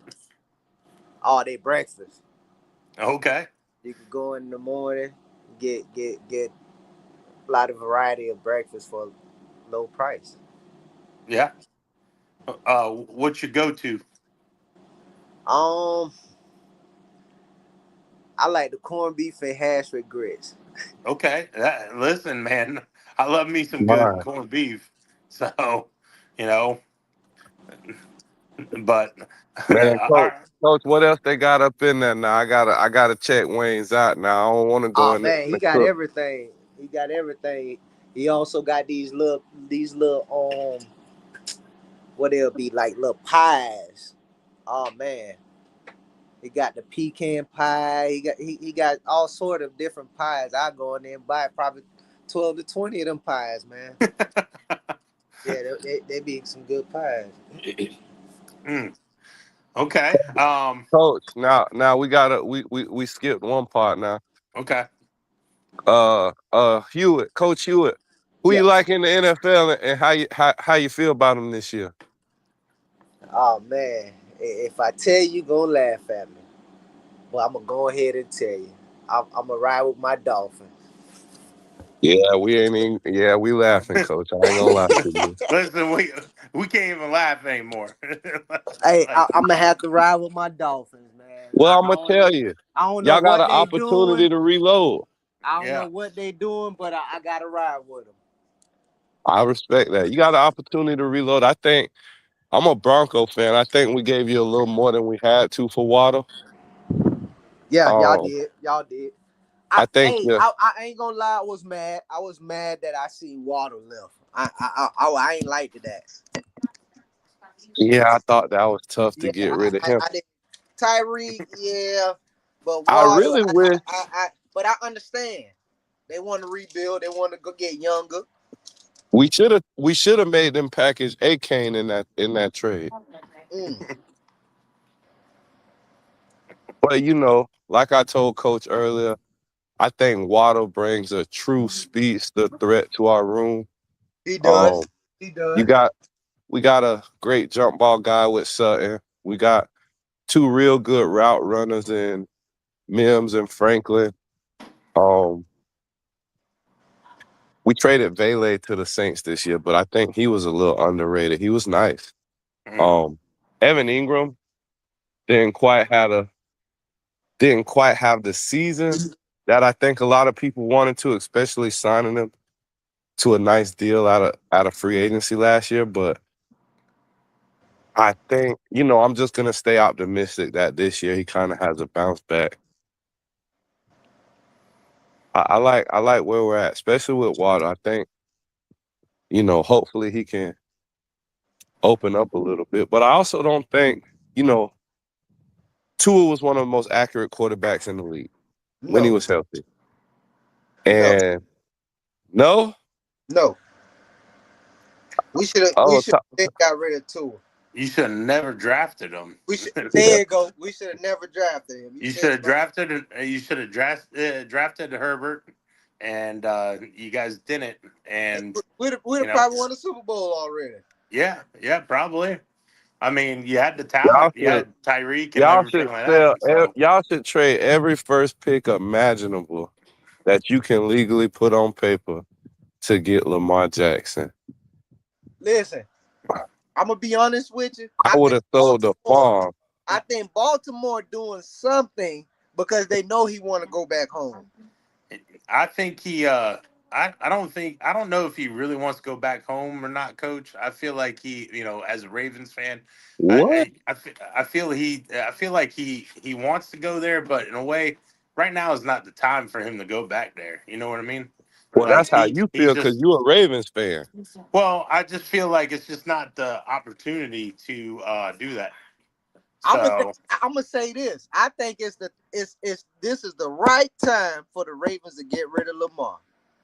I don't think so. I think they got him for 2 more years, and then if he wants to walk, he's gonna walk. You know what I mean? They can't franchise tag him. They can't trade him unless he tells them where he wants to be traded. They can't like uh, control what he wants to do. Yeah, But they're not going to do a trade in that case because they lose all the value. well,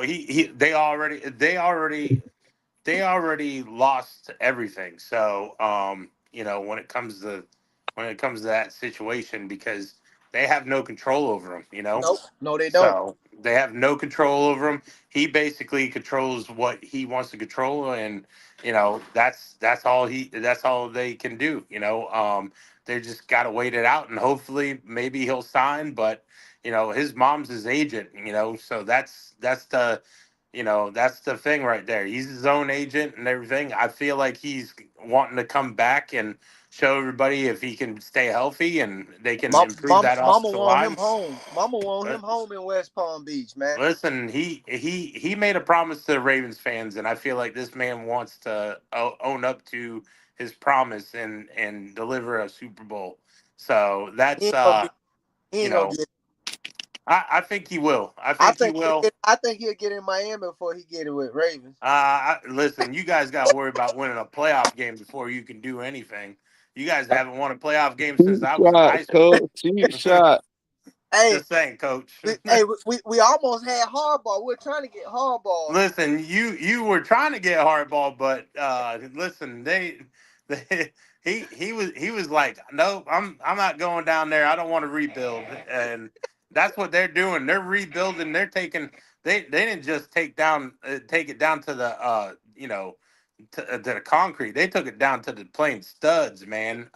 Dirt, huh? Yeah, they are rebuilding, and I wouldn't be surprised if they try to get Arch Manning next year, or even draft Jeremiah Smith, Man, local legend. I'm also surprised we didn't pick up Kyler Murray. Yeah, well, I mean, I feel like Malik is not a bad quarterback. He's not, but he's not ready for that. I feel like he's not ready for what you're going to put in front of him, and then what you're going to surround him with. Besides A-Chain, who else do you have? So that's they got a lot of picks, Coach. That's the bad thing about it, So, but Coach, you got anything else? Hey, let me ask you guys. Since my team doesn't have a draft pick anymore, I think we go around 60, 62. I'm hoping to grab a linebacker, maybe a Jeremiah Trotter Jr. or I forget the guy's name out of Texas Tech. Jacob Rodriguez is his name.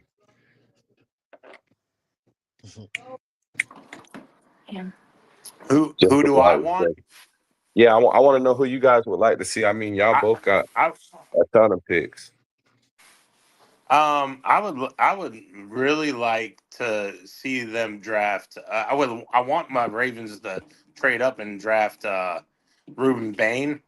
I want him, or I want an offensive lineman. I don't want and what I would like to see if it happens, Jeremiah Love come fall to them, but I don't see that happening. But if that happens, best player available.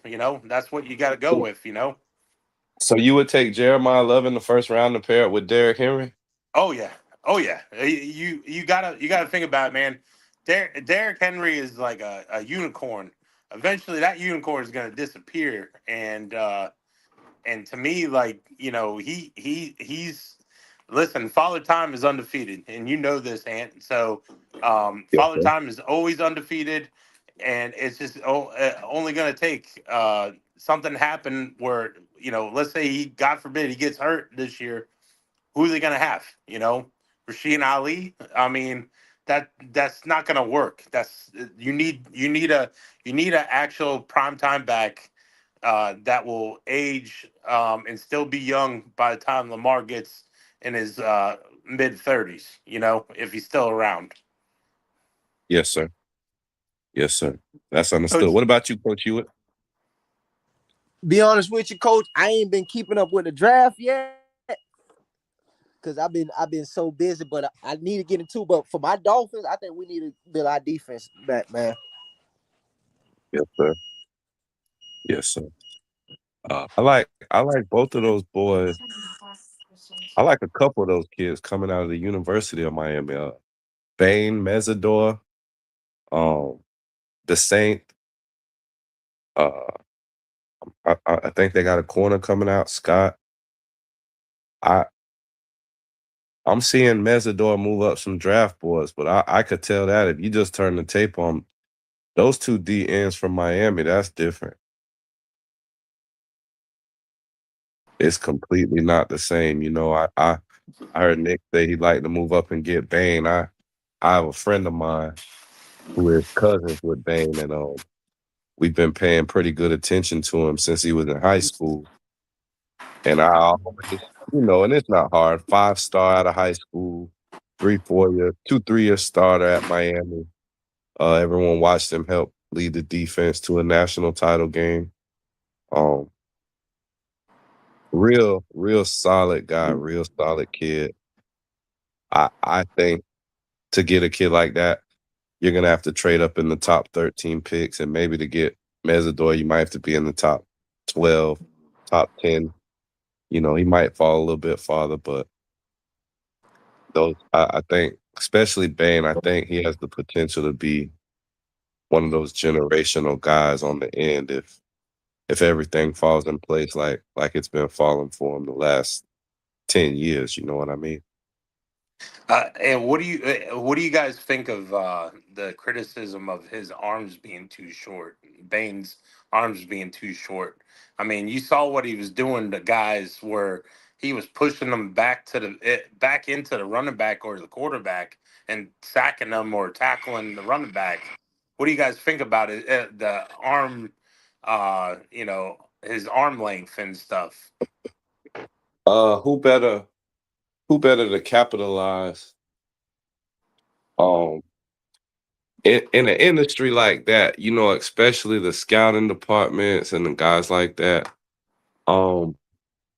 I think as much as they all know each other and have relationships, it's one of the most cutthroat jobs in the world, Mhm. I think there's a lot of teams in play that stand to benefit from certain players dropping all the time. You know how that goes. Mhm. And I think it's impossible to ever really get a solid hold on all the misinformation and the stories that are dropped and leaked just to hurt a guy's draft stock. And to be honest, we live in a time where who knows if some people do that just to say, hopefully, I want this guy at this pick, but if we can get him to drop around, we'll trade up and get him. And then we basically got 2 first-round picks on our board. Oh yeah. So chess is an interesting game. I think that's one of those businesses where chess is absolutely played on a 3D level. And I really don't think his arms being short mean anything. He's completely dominant in Mhm. almost every phase of the game. I mean, I think we all watched. Nick, I know you're a Miami fan, so I know you watched it. I mean, it never, when he's healthy, it never slows down. I mean, just He's just got a motor, man. He's you know, I so. think I think it's underestimated the job that Jason Taylor does Mhm. with that D line down there. Um, Hell, at Florida State this year, our best D lineman was a guy. Um, Shout out Big D Jack. It was a guy we got from Miami in the portal. Yeah. And you look at that and you say, God damn, if he would have stayed there, how much more would they have beat us by? Oh, dude, I'm telling you right now, he's an interesting prospect too because he came from Maryland, right? And True. he Daryl Jackson. He came from Maryland originally, and then he transferred to Miami and everything. And he's got the size, man. He's got like Calais Campbell size. He's like 6'7", 6'8". And the thing about him is he transferred up to you guys because his mom was His mom wasn't doing too well at the yeah, time. yeah. Yeah. So he wanted to be closer. And my thing about him His, is I'm sorry to cut you off. no, Hold you good. that for me. I want to shoot this out there. His Yeah, mom is a lovely lady. yeah. You met her. Yeah, when I was working on the road up there, Okay. I worked at a cafe up in Tallahassee for a while, and she used to come in and get a little coffee and whatnot and talk with her friends. And one day, me and her were talking, and she was like, my son plays on the team, but I don't like to tell nobody. Hmm. And it was so crazy because at that time I was reading an article about him transferring in, and she tells me, that's her son, and it was like, man, it's a small world, but she is a lovely lady. I had the privilege to speak to him on the phone one time. Real respectful young man to be in such a position that he's in. You got a lot of scouts drooling over you, a lot of people in your ear all the time, just like you talking about, the size and the strength and the work ethic and what he could do on a better team and what his NFL prospects are. For him to be so humble and turn down, I'm not going to be messy, turn down what he turned down to leave and go home to be with his mom just said a lot. Oh You yeah. know, yeah, I'm a Florida State fan, but anytime, you're a player and you have the ability to make more than your coaches, and you turn that down to probably still make more than a lot of the coaches, but he could have had a real crazy deal, and Oh, he he he turned definitely. that down. You know, Listen. There, it was pretty close for him to come back, stay at Miami, but listen, man, you got to do what you got to do for family. The big thing, and this is not me knocking them. This is just the big thing that you heard at Maryland, you heard at Miami and Florida State and stuff, is the consistency. He's not consistent enough, and a big fellow like him, he's gonna need to understand, like, hey, look, he's still a young man, even though he's a little bit older than I think he was like what 6 year senior or something like that. He had a 6 year because of COVID or something like that. But he could be a hell of a ball player. He's got to get that motor up higher and more consistent, because when he's on, he's dominant, man. He is so damn dominant. You there's know, two teams. There's two teams that I don't think anyone in the league wants him going to be honest, yeah. and that's the Rams and the Eagles, in my opinion. Hmm. I Yeah. think both of those groups just you know, they're really strong. Um, um, I'm not sure which group I think's better. I think I think the Eagles have a couple monsters over there. We all know.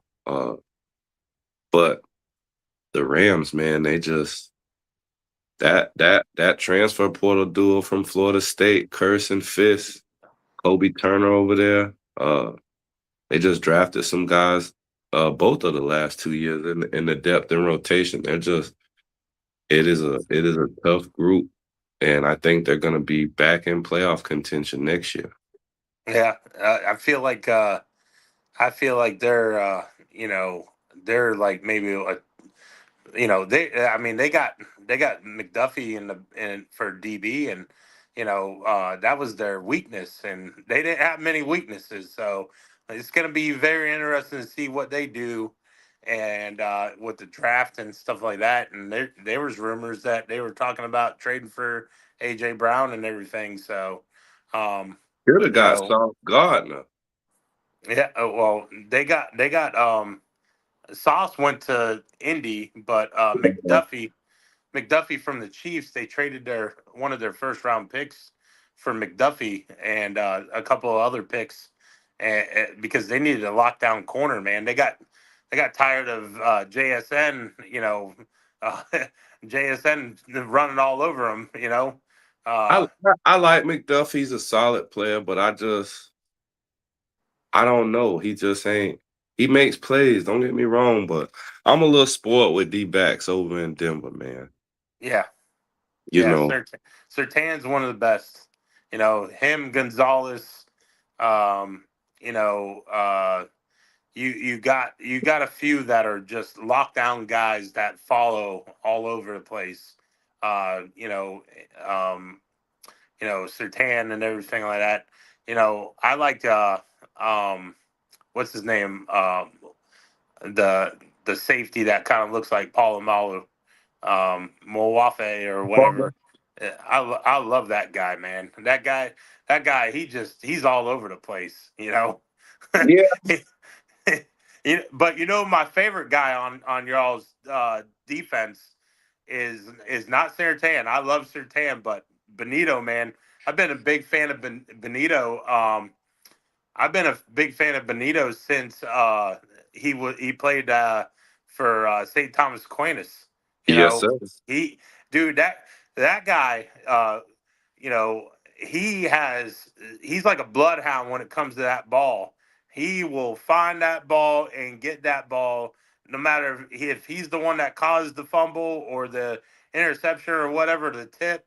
He will find that ball, and he did that.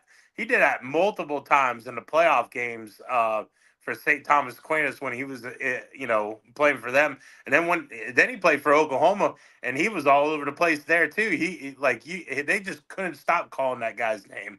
He And I can't. commit, did he commit straight to Oklahoma, or did he go to one of the schools and stayed and then He PP had a out? chance. He had a chance to go. I think Miami offered him, and I Oh, he think. had a chance to go everywhere. I was Oh just yeah, asking if he played his first year. he had a definitely chance to go to Miami and some of the schools in Florida, but he chose to go to Oklahoma because he wanted to go play.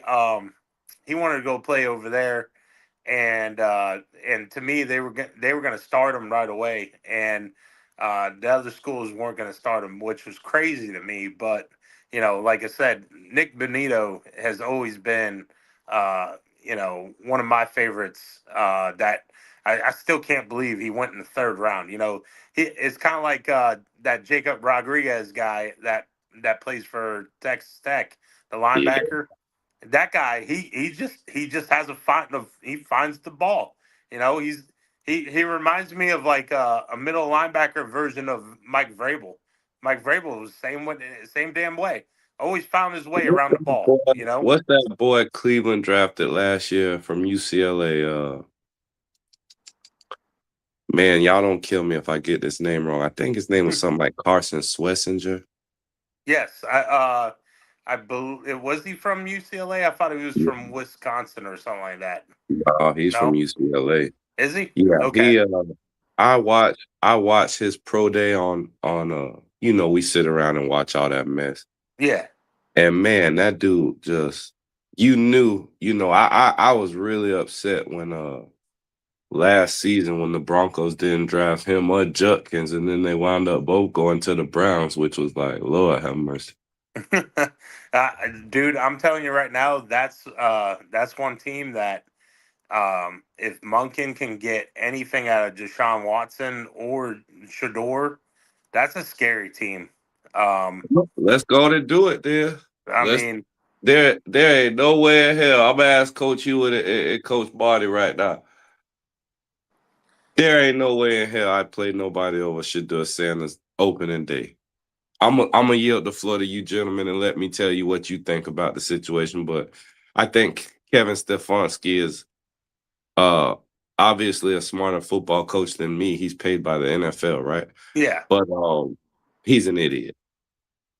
I feel like he got kind of put in a bad spot because it's the Cleveland Browns, coach. Well, that too, but you got to think about it too. He probably should have kept Baker. Wasn't his choice. Okay, wasn't his choice on the matter. All right, but the thing about it is he didn't get to pick his guy. The owner picked it for him. Can Watson be what he was? I don't know. I have no idea. I mean, he hasn't showed any life. What do you think? What was it, man? What? You said, can he be what he was? What was he? He was a damn good Pro Bowl player, quarterback, man. Before those allegations came out. Did anything he ever showed you make you think he deserved the highest contract in NFL history? In a way, no. But that was in what Cleveland. Way, yeah. But that was Cleveland being desperate, man. That's like that's having like a 45-year-old virgin, trying to hook up with a supermodel, and it just, it's just not gonna, you have to trade a fortune just to get somebody like that. So I mean, I understand their desperation, but it's still crazy though. You know what I mean? It's just like you said, right? That is like, to me, that's almost one of those deadly sins. It's lusting. Mm-hmm. You're lusting and you're envious in a way. We're not winning. They're winning. it's that age old, if I'm not winning, if I take his lady, if women, if I take her man, I'll have that life. And that's never the case. You know what I'm saying? Case in point, worst trade in NFL history was Russell Wilson to Denver. 3 young players, 2 first rounds. I don't know how many second and third rounders and fourth rounders were all mixed up in it. But you see the difference. Seattle won the Super Bowl this year. Yeah. No, those players weren't playing a crazy role, but it held us back. I think sometimes when you don't do they got some players out of it though. I mean, they got Weatherspoon, they got JSN out of it. They got 2 of their linemen because of that trade. So, they cleaned up on that deal, Yeah, I don't want to relive it. Thanks. I'm sorry, man. I want to relive that, Coach. Listen, that's the thing where some guys feel like I said earlier, I caught some flack for saying at that time Russell Wilson wasn't a franchise quarterback.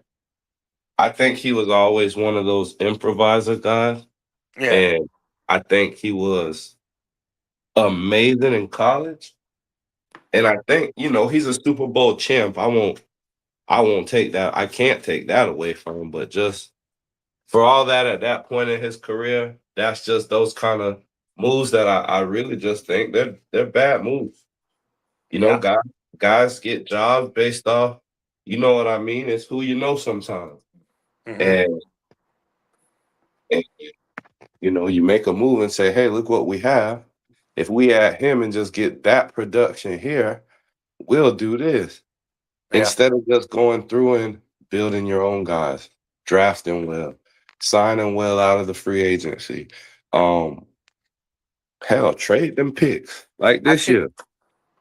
I feel like though Russell is his own worst enemy because he got too big of an ego, man. You know what I mean? Like he let that success get to him, Yeah, he's something else. I'm gonna go Coach Hewitt's route. I ain't gonna talk no trash about him. No. But, he's something else though. I ain't got nothing good to say about him. First he beat us in the Super Bowl, and then he ruined my team for 3 years. Oh man. Right now, update 77-74. Duke is winning with 40 seconds left. 40 seconds, 40.2 seconds left in the second half. So hopefully I got something to celebrate tonight because tomorrow is going to be a long day at the soccer fields. So yeah. Listen, I appreciate everything you do. I appreciate this, man. Thank you for, being my teammate on this and everything. And listen, let's wrap it up. Coach, we thank Coach Hewitt on here. Shout out Coach Hewitt, Ocala Stallions. Yes, sir. Appreciate you for coming on the show tonight. We Friday nights might not be the night for us to do this because viewership, it is what it is. But we do this. That's all right, Coach. Hey, man, we do this for the love, man. We do this for the love, and we people do this for come fun. back and watch it. Big announcement. Next version of Tuesday Tea. Yes. We're gonna have a big episode coming. Coach Vince Armstrong. Okay. Of the Ball Hawks and the Lady Ball Hawks. Ball Hawks. Yeah. Real big time flag organization coming out of Central Florida. We're gonna have him on the show, and I'm pretty sure it's gonna be a good one, everybody. Anybody else we got going? Yeah, we'll have a few people. Announcements coming soon. We're trying to get dates lined up for everybody, but just trying to keep bringing awareness to the locals and the community about different opportunities and different things going on in that football world. You know how we do, Coach. Yeah. We got a special guest coming April 10th, 1:30. It will be live. We won't mention his name yet, but it's pretty much a big deal. And like I said, his brother is in the Pro Football Hall of Fame, so we'll leave it at that. That would be one clue. And look, man, I'm looking forward to this. This is gonna be fun, and I can't wait. I can't wait to keep growing and keep everybody supportive when it comes to the local youth and everything like that. Even outside our local youth, you know, like prospects over there, down there in Pasco. You know, they do a great job. With their all their stuff. With Marcus Applefield. Um, he definitely has done a lot of good things down there in the youth, and for Pasco County, he's Marcus is former Virginia Cavalier and former Baltimore Raven and everything like that. So I'm looking to try to get him on so he could talk about his stuff. Shout out the local guys. Him and you got DeAndre Parker, who does DSP with Coach Mike Jones. Graham And, Mike, shout out the and fellas. Chris listen, River Pirates. I ain't gonna say too much, but a couple of listen, alumni right there, coach. say what? Couple Chris River Pirate alum right there. I ain't gonna say too much. Listen. I love those guys. I love what they're growing. I wish they would get so damn busy that they can get a bigger building because they need it. They need a bigger facility so they can keep growing and keep training these kids around here and try to make them 1% better every day. Right. So. Yeah. With that being said, I hope everybody has a good night. Everybody stay safe. Stay safe. And hey, I'll see you on Tuesday. All right.